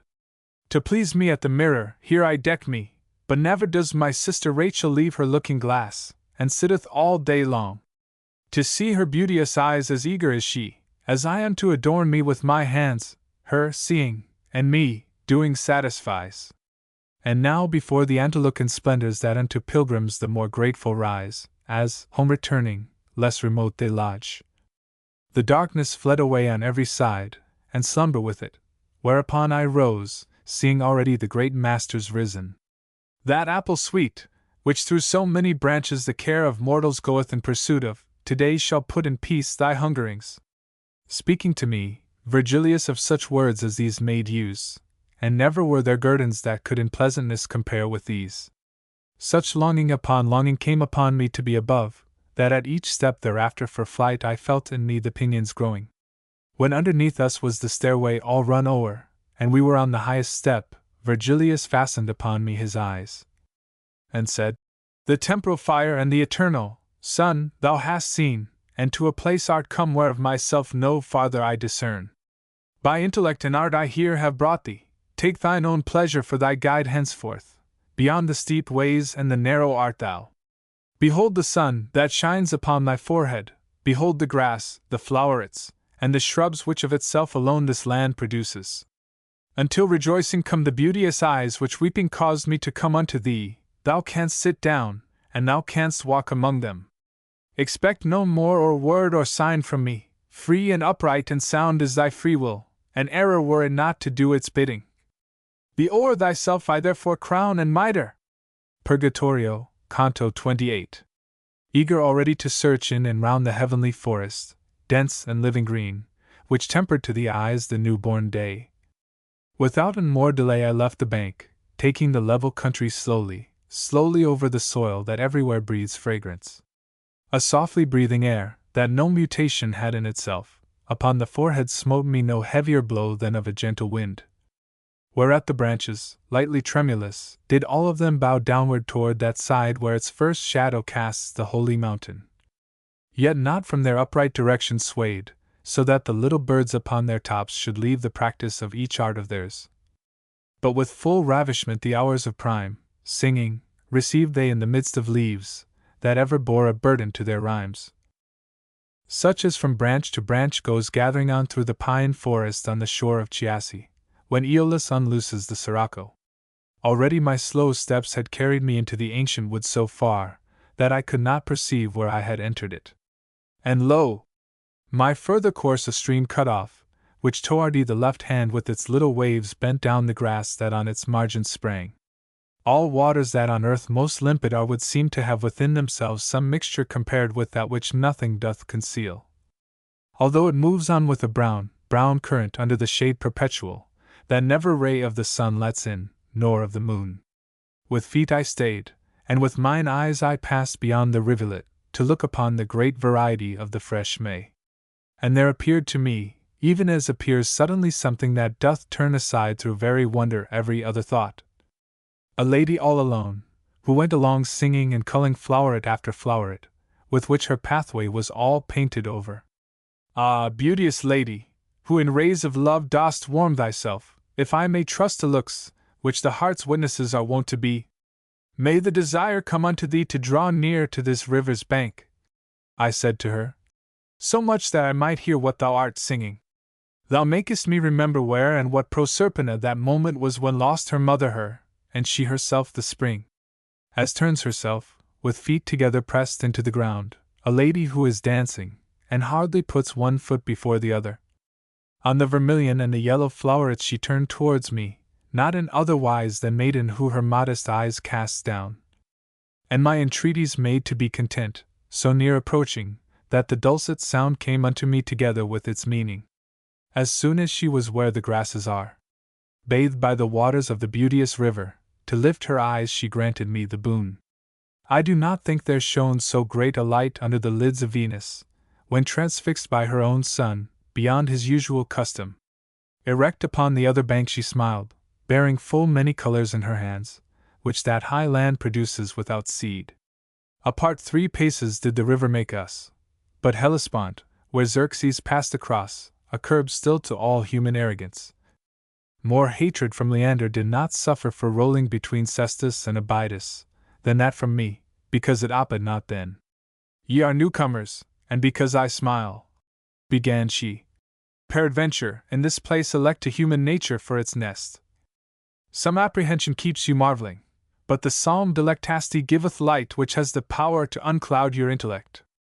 And thou who foremost art, and didst entreat me, speak, if thou wouldst hear more, for I came ready to all thy questionings, as far as needful.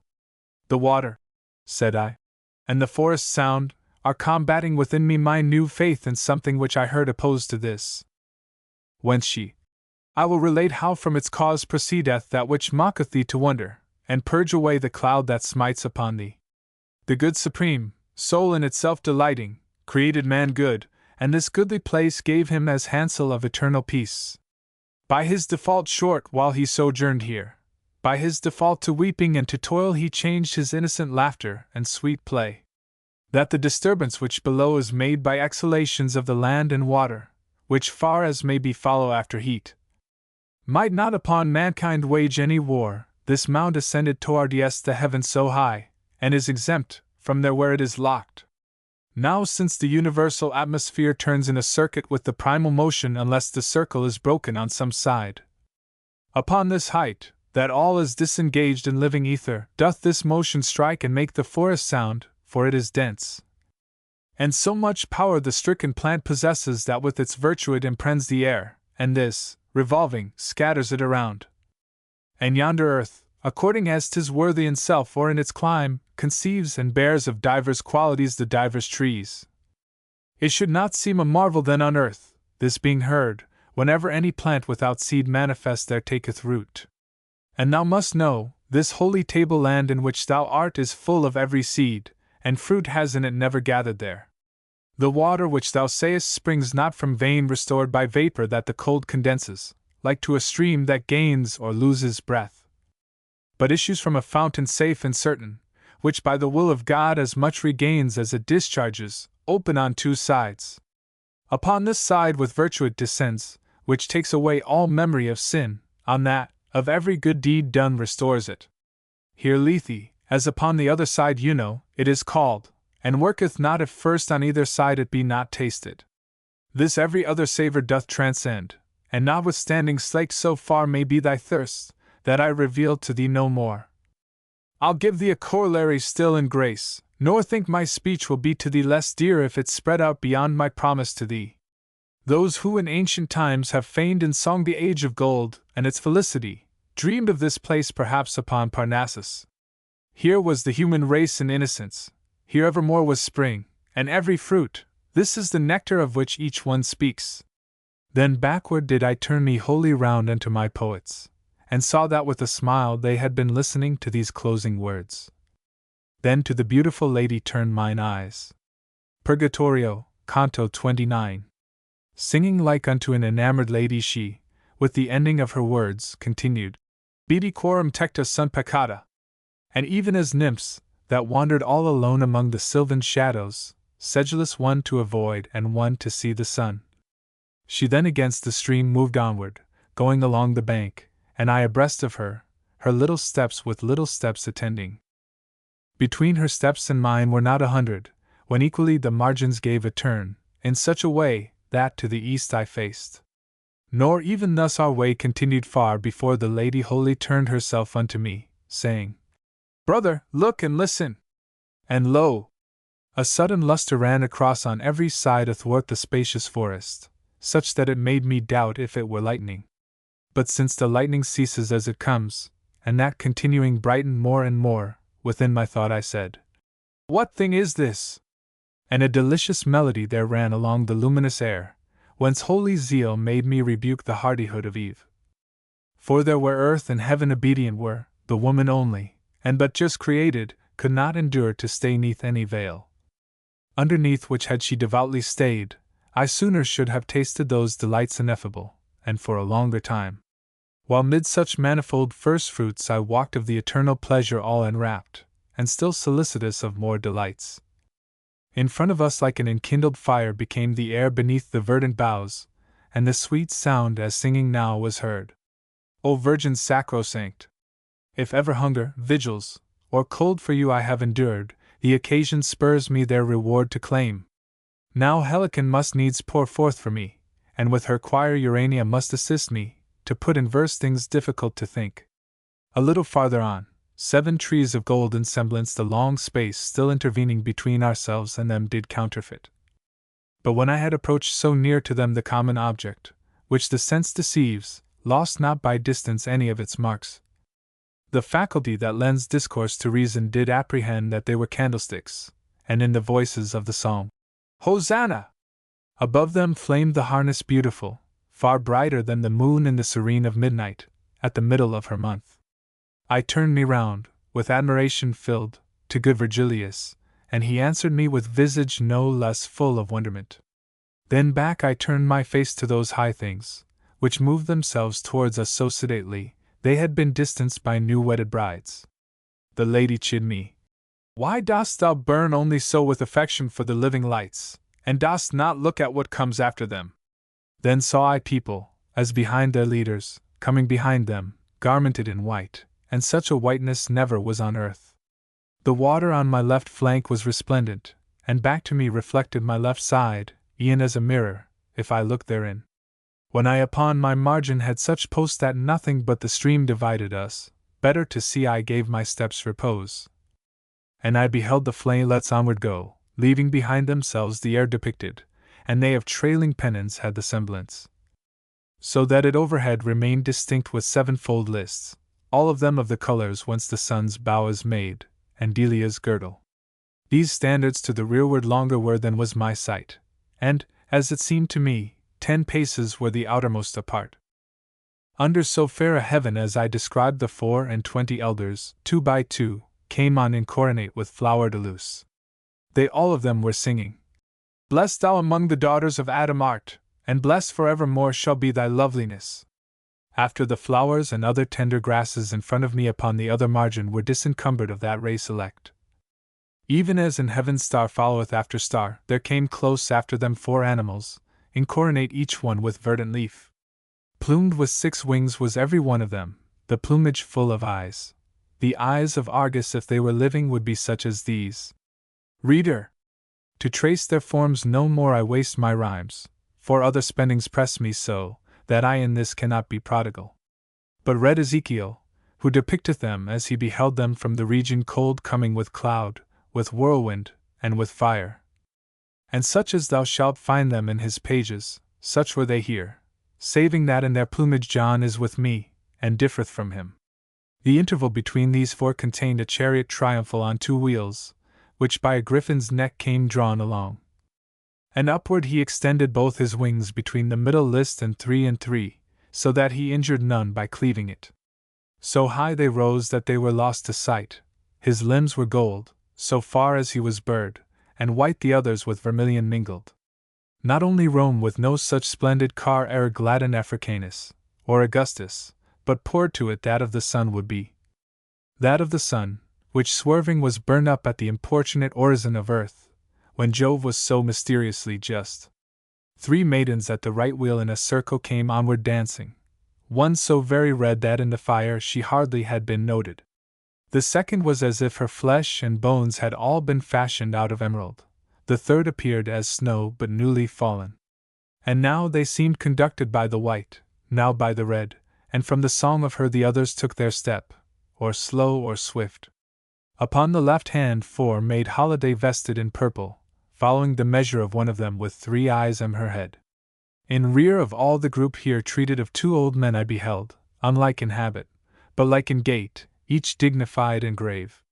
One showed himself as one of the disciples of that supreme Hippocrates, whom nature made for the animals she holds most dear.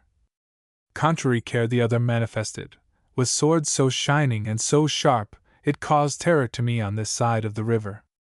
Thereafter 4 I saw of humble aspect, and behind all an aged man alone walking in sleep with countenance acute. And like the foremost company these 7 were habited, yet of the flower de luce no garland round about the head they wore, but of the rose, and other flowers vermilion. At little distance would the sight have sworn that all were in a flame above their brows. And when the car was opposite to me thunder was heard, and all that folk August seemed to have further progress interdicted. Therewith the vanward ensigns standing still. Purgatorio, Canto 30.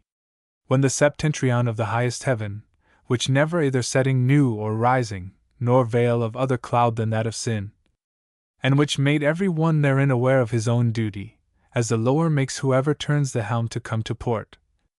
Motionless halted, the voracious people, that came at first between it and the griffin, turned themselves to the car, as to their peace. And one of them, as if by heaven commissioned, singing, Veni sponsa de Libano, shouted 3 times, and all the others after. Even as the blessed at the final summons shall rise up quicken each one from his cavern, uplifting light the reinvested flesh.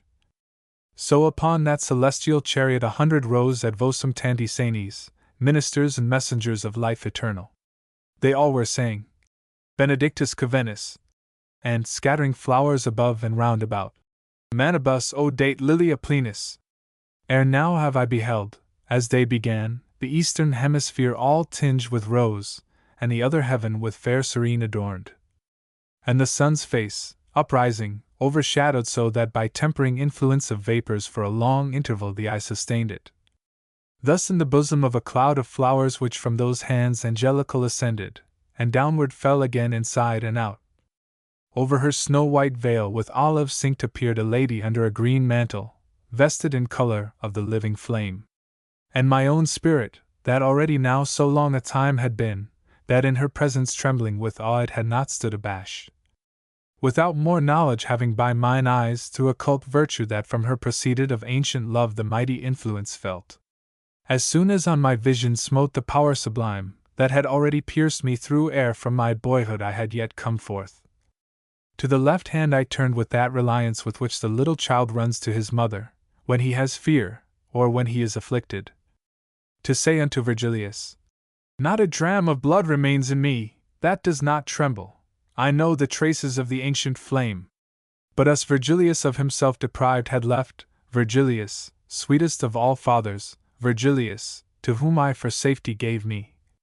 Nor whatsoever lost the ancient mother availed my cheeks now purified from dew, that weeping they should not again be darkened. Dante, because Virgilius has departed, do not weep yet a while, for by another sword thou needst must weep. E'en as an admiral, who on poop and prow comes to behold the people that are working in other ships, and cheers them to well-doing. Upon the left-hand border of the car, when at the sound I turned of my own name, which of necessity is here recorded, I saw the lady, who erewhile appeared veiled underneath the angelic festival, direct her eyes to me across the river. Although the veil, that from her head descended, encircled with the foliage of Minerva, did not permit her to appear distinctly. In attitude still royally majestic continued she, like unto one who speaks, and keeps his warmest utterance in reserve. "Look at me well, in sooth I'm Beatrice. How didst thou deign to come unto the mountain? Didst thou not know that man is happy here?" Mine eyes fell downward into the clear fountain, but seeing myself therein, I sought the grass, so great a shame did weigh my forehead down. As to the sun the mother seemed superb, so she appeared to me, for somewhat bitter tasteth the savour of severe compassion. Silent became she, and the angels sang suddenly, "In te Domini speravi," but beyond pedes meos did not pass. Even as the snow among the living rafters upon the back of Italy congeals, blown on and drifted by Sclavonian winds, and then, dissolving, trickles through itself weener the land that loses shadow breathes, so that it seems a fire that melts a taper. E'en thus was I without a tear or sigh, before the song of those who sing forever after the music of the eternal spheres. But when I heard in their sweet melodies compassion for me, more than had they said, "O wherefore, lady, dost thou thus upbraid him?" the ice that was about my heart congealed, to air and water changed, and in my anguish through mouth and eyes came gushing from my breast. She, on the right-hand border of the car still firmly standing, to those holy beings thus her discourse directed afterwards: "Ye keep your watch in the eternal day, so that nor night nor sleep can steal from you one step the ages make upon their path. Therefore my answer is with greater care, that he may hear me who is weeping yonder, so that the sin and dole be of one measure. Not only by the work of those great wheels, that destine every seed unto some end, according as the stars are in conjunction, but by the largest of celestial graces, which have such lofty vapors for their reign that near to them our sight approaches not. Such had this man become in his new life potentially, that every righteous habit would have made admirable proof in him. But so much more malignant and more savage becomes the land untilled and with bad seed, the more good earthly vigor it possesses. Some time did I sustain him with my look, revealing unto him my youthful eyes, I led him with me turned in the right way. As soon as ever of my second age I was upon the threshold and changed life, himself from me he took and gave to others. When from the flesh to spirit I ascended, and beauty and virtue were in me increased, I was to him less dear and less delightful. And into ways untrue he turned his steps, pursuing the false images of good, that never any promises fulfill. Nor prayer for inspiration me availed, by means of which in dreams and otherwise I called him back, so little did he heed them. So low he fell, that all appliances for his salvation were already short, save showing him the people of perdition. For this I visited the gates of death, and unto him, who so far up has led him, my intercessions were with weeping borne. God's lofty fiat would be violated, if Lethe should be passed, and if such viands should tasted be, without an any scot of penitence, that gushes forth in tears. Purgatorio, Canto 31. O thou who art beyond the sacred river. Turning to me the point of her discourse, that edgewise even had seemed to me so keen, she recommenced, continuing without pause, Say if this be true, to such a charge, thy own confession needs must be conjoined. My faculties were in so great confusion that the voice moved, but sooner was extinct than by its organs it was set at large. A while she waited, then she said, What thinkest? Answer me, for the mournful memories in thee not yet are by the waters injured.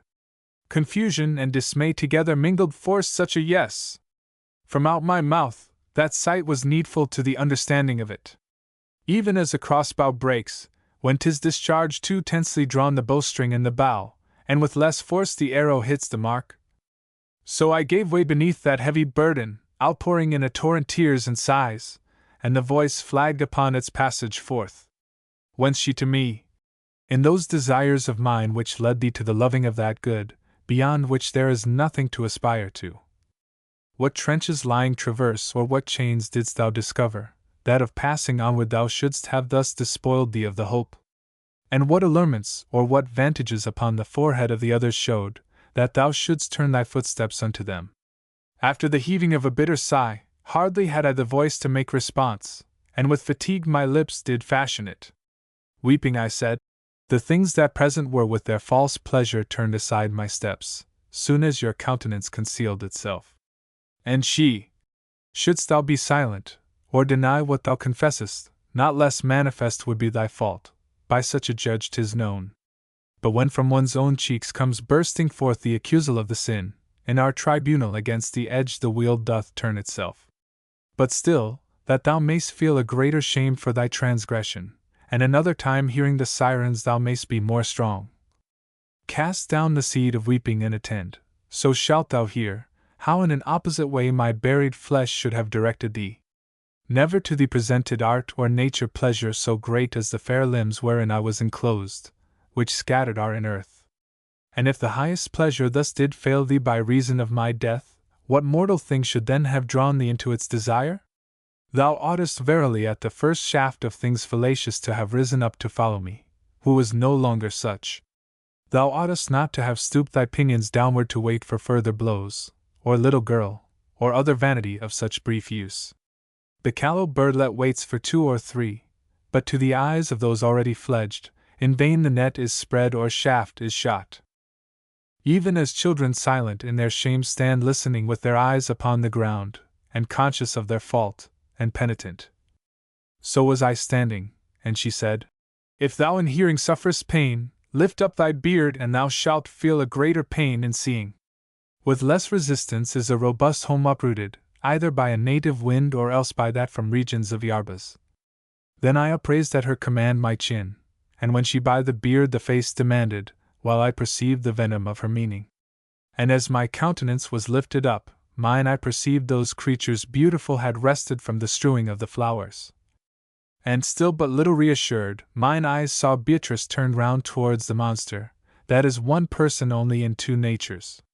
Beneath her veil, beyond the margent green, she seemed to me far more her ancient self to excel, than others here, when she was here. So pricked me then the thorn of penitence, that of all other things the one which turned me most to its love became the most my foe.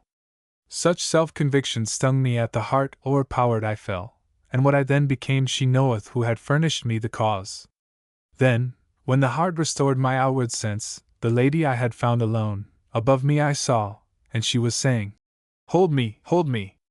Up to my throat she in the stream had drawn me, and dragging me behind her, she was moving upon the water lightly as a shuttle.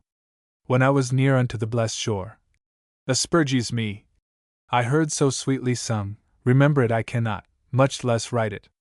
The beautiful lady opened wide her arms, embraced my head, and plunged me underneath, where I was forced to swallow of the water. Then forth she drew me, and all dripping brought into the dance of the 4 beautiful, and each one with her arm did cover me. We here are nymphs, and in the heaven are stars. Ere Beatrice descended to the world, we as her handmaids were appointed her. We'll lead thee to her eyes, but for the pleasant light that within them is, shall sharpen thine the 3 beyond, who more profoundly look. Thus singing they began, and afterwards unto the griffin's breast they led me with them, where Beatrice was standing, turned towards us. See that thou dost not spare thine eyes, they said. Before the emeralds have we stationed thee, whence love aforetime drew for thee his weapons. 1,000 longings, hotter than the flame, fastened mine eyes upon those eyes relucent, that still upon the griffins steadfast stayed. As in a glass the sun, not otherwise within them was the twofold monster shining, now with the one, now with the other nature. Think, reader, if within myself I marveled, when I beheld the thing itself stand still, and in its image it transformed itself. While with amazement filled and jubilant, my soul was tasting of the food, that while it satisfies us makes us hunger for it. Themselves revealing of the highest rank and bearing, did the other three advance, singing to their angelic saraband. Turn, Beatrice, O turn thy holy eyes, such was their song, unto thy faithful one, who hast to see detained so many steps. In grace do us the grace that thou unveil thy face to him, so that he may discern the second beauty which thou dost conceal. O splendor of the living light eternal, who underneath the shadow of Parnassus has grown so pale, or drunk so at its cistern. He would not seem to have his mind encumbered striving to paint thee as thou didst appear, where the harmonious heaven o'ershadowed thee. When in the open air thou didst unveil? Purgatorio, Canto 32. So steadfast and attentive were mine eyes in satisfying their decennial thirst, that all my other senses were extinct. And upon this side and on that they had walls of indifference, so the holy smile drew them unto itself with the old net. When forcibly my sight was turned away towards my left hand by those goddesses, because I heard from them too intently, and that condition of the sight which is in eyes but lately smitten by the sun bereft me of my vision some short while. But to the less when sight reshaped itself, I say the less in reference to the greater splendor from which perforce I had withdrawn. I saw upon its right wing wheeled about the glorious host returning with the sun and with the sevenfold flames upon their faces. As underneath its shields, to save itself, a squadron turns, and with its banner wheels, before the whole thereof can change its front. That soldiery of the celestial kingdom which marched in the advance had wholly passed us before the chariot had turned its pole. Then to the wheels the maidens turned themselves, and the griffin moved his burden benedict, but so that not a feather of him fluttered. The lady fair who drew me through the ford followed with Statius and myself the wheel which made its orbit with the lesser arc. So passing through the lofty forest, vacant by fault of her who in the serpent trusted, angelic music made our steps keep time. Perchance as great a space had in 3 flights an arrow loosened from the string o'erpassed, as we had moved when Beatrice descended. I heard them murmur all together, Adam! Then circled they about a tree despoiled of blooms and other leafage on each bough. Its tresses, which so much the more dilate as higher they ascend, had been by Indians among their forests marveled at for height. Blessed art thou, O Griffin, who dost not pluck with thy beak these branches sweet to taste, since appetite by this was turned to evil. After this fashion round the tree robust the others shouted, and the twofold creature. Thus is preserved the seed of all the just. And turning to the pole which he had dragged, he drew it close beneath the widowed bough, and what was of it unto it left bound. In the same manner as our trees, when downward falls the great light, with that together mingled which after the celestial lasca shines, begin to swell, and then renew themselves, each one with its own color, ere the sun harness his steeds beneath another star. Less than of rose and more than violet a hue disclosing, was renewed the tree that had erewhile its boughs so desolate. I never heard, nor here below is sung, the hymn which afterward that people sang, nor did I bear the melody throughout. Had I the power to paint how fell asleep those eyes compassionless, of Syrinx hearing, those eyes to which more watching cost so dear. Even as a painter who from model paints I would portray how I was lulled asleep, he may, who well can picture drowsyhood. Therefore I pass to what time I awoke, and say a splendor rent from me the veil of slumber, and a calling. Rise, what dost thou? As to behold the apple tree in blossom which makes the angels greedy for its fruit, and keeps perpetual bridals in the heaven. Peter and John and James conducted were, and overcome, recovered at the word by which still greater slumbers have been broken, and saw their school diminished by the loss not only of Elias, but of Moses, and the apparel of their master changed. So I revived, and saw that piteous one above me standing, who had been conductress aforetime of my steps beside the river. And all in doubt I said, Where's Beatrice? And she, Behold her seated underneath the leafage new, upon the root of it. Behold the company that circles her, the rest behind the griffin are ascending with more melodious song, and more profound. And if her speech were more diffuse I know not, because already in my sight was she who from the hearing of aught else had shut me. Alone she sat upon the very earth, left there as guardian of the chariot which I had seen the biform monster fasten. Encircling her, a cloister made themselves the 7 nymphs, with those lights in their hands which are secure from Aquiline and Auster. Short while shalt thou be here a forester, and thou shalt be with me forevermore a citizen of that Rome where Christ is Roman. Therefore, for that world's good which liveth ill, fix on the car thine eyes, and what thou sayest, having returned to earth, take heed thou write. Thus Beatrice, and I, who at the feet of her commandments all devoted was, my mind and eyes directed where she willed. Never descended with so swift a motion fire from a heavy cloud, when it is raining from out the region which is most remote. As I beheld the bird of Jove descend down through the tree, rending away the bark, as well as blossoms and the foliage new. And he with all his might the chariot smote, whereat it reeled, like vessel in a tempest tossed by the waves, now starboard and now larboard. Thereafter saw I leap into the body of the triumphal vehicle a fox, that seemed unfed with any wholesome food. But for his hideous sins upbraiding him, my lady put him to as swift a flight as such a fleshless skeleton could bear. Then by the way that it before had come, into the chariot's chest I saw the eagle descend, and leave it feathered with his plumes. And such as issues from a heart that mourns, a voice from heaven there issued, and it said, My little bark, how badly art thou freighted! Methought then that the earth did yawn between both wheels, and I saw rise from it a dragon, who through the chariot upward fixed his tail. And as a wasp that draweth back its sting, drawing unto himself his tail malign, drew out the floor, and went his way rejoicing. That which remained behind, even as with grass a fertile region, with the feathers, offered perhaps with pure intention and benign, reclothed itself, and with them were reclothed the pole and both the wheels so speedily, a side doth longer keep the lips apart. Transfigured thus the holy edifice thrust forward heads upon the parts of it, 3 on the pole and 1 at either corner. The first were horned like oxen, but the 4 had but a single horn upon the forehead, a monster such had never yet been seen. Firm as a rock upon a mountain high, seated upon it, there appeared to me a shameless whore, with eyes swift glancing round. And, as if not to have her taken from him, upright beside her I beheld a giant, and ever and anon they kissed each other. But because she her wanton, roving eye turned upon me, her angry paramour did scourge her from her head unto her feet. Then full of jealousy, and fierce with wrath, he loosed the monster, and across the forest dragged it so far, he made of that alone a shield unto the whore and the strange beast. Purgatorio, Canto 33. Deus venerant gentes. Alternating now 3, now 4, melodious psalmody the maidens in the midst of tears began. And Beatrice, compassionate and sighing, listened to them with such a countenance, that scarce more changed was Mary at the cross. But when the other virgins place had given for her to speak, uprisen to her feet with color as of fire, she made response. Modicum, et non vitabidis me, et iterum, my sister's predilect, modicum, et vas vitabidis me. Then all the 7 in front of her she placed, and after her, by beckoning only, moved me and the lady and the sage who stayed.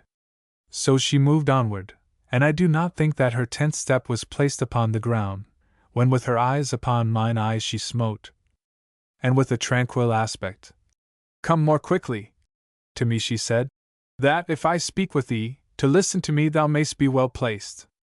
As soon as I was with her as I should be, she said to me, Why, brother, dost thou not venture to question now, in coming with me? As unto those who are too reverential, speaking in presence of superiors, who drag no living utterance to their teeth. It me befell, that without perfect sound began I. My necessity, Madonna, you know, and that which thereunto is good.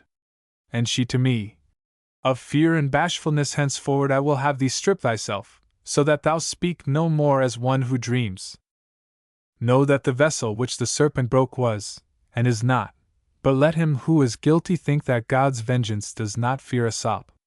Without an heir shall not forever be the eagle that left his plumes upon the car, whence it became a monster then a prey. For verily I see, and hence narrate it, the stars already near to bring the time, from every hindrance safe, and every bar, within which a 510 and 5, one sent from God, shall slay the thievish woman and that same giant who is sinning with her. And peradventure my dark utterance, like Themis and the Sphinx, may less persuade thee, since, in their mode, it clouds the intellect. But soon the facts shall be the naiads who shall this difficult enigma solve, without destruction of the flocks and harvests. Note thou, and even as by me are uttered these words, so teach them unto those who live that life which is a running unto death. And bear in mind, whenas thou writest them, not to conceal what thou hast seen the plant, that twice already has been pillaged here. Whoever pillages or shatters it, with blasphemy of deed offendeth God, who made it holy for his use alone. Forbidding that, in pain and in desire 5,000 years and more the firstborn soul craved him, who punished in himself the bite. Thy genius slumbers if it deem it not for special reasons so preeminent in height, and so inverted in its summit. And if thy vain imaginings had not been water of else around about thy mind, and Pyramus to the mulberry, their pleasure, thou by so many circumstances only the justice of the interdict of God morally in the tree wouldst recognize. But since I see thee in thine intellect converted into stone and stained with sin, so that the light of my discourse doth daze thee, I will too, if not written, at least painted, thou bear it back within thee, for the reason that synced with palm the pilgrim's staff is borne. And I, as by a signet is the wax which does not change the figure stamped upon it, my brain is now imprinted by yourself. But wherefore so beyond my power of sight soars your desirable discourse, that the more I strive, so much the more I lose it? That thou mayst recognize, she said, the school which thou hast followed, and mayst see how far its doctrine follows after my discourse. And mayst behold your path from the divine distant as far as separated is from earth the heaven that highest hastens on. Whence her I answered, I do not remember that ever I estranged myself from you, nor have I conscience of it that reproves me.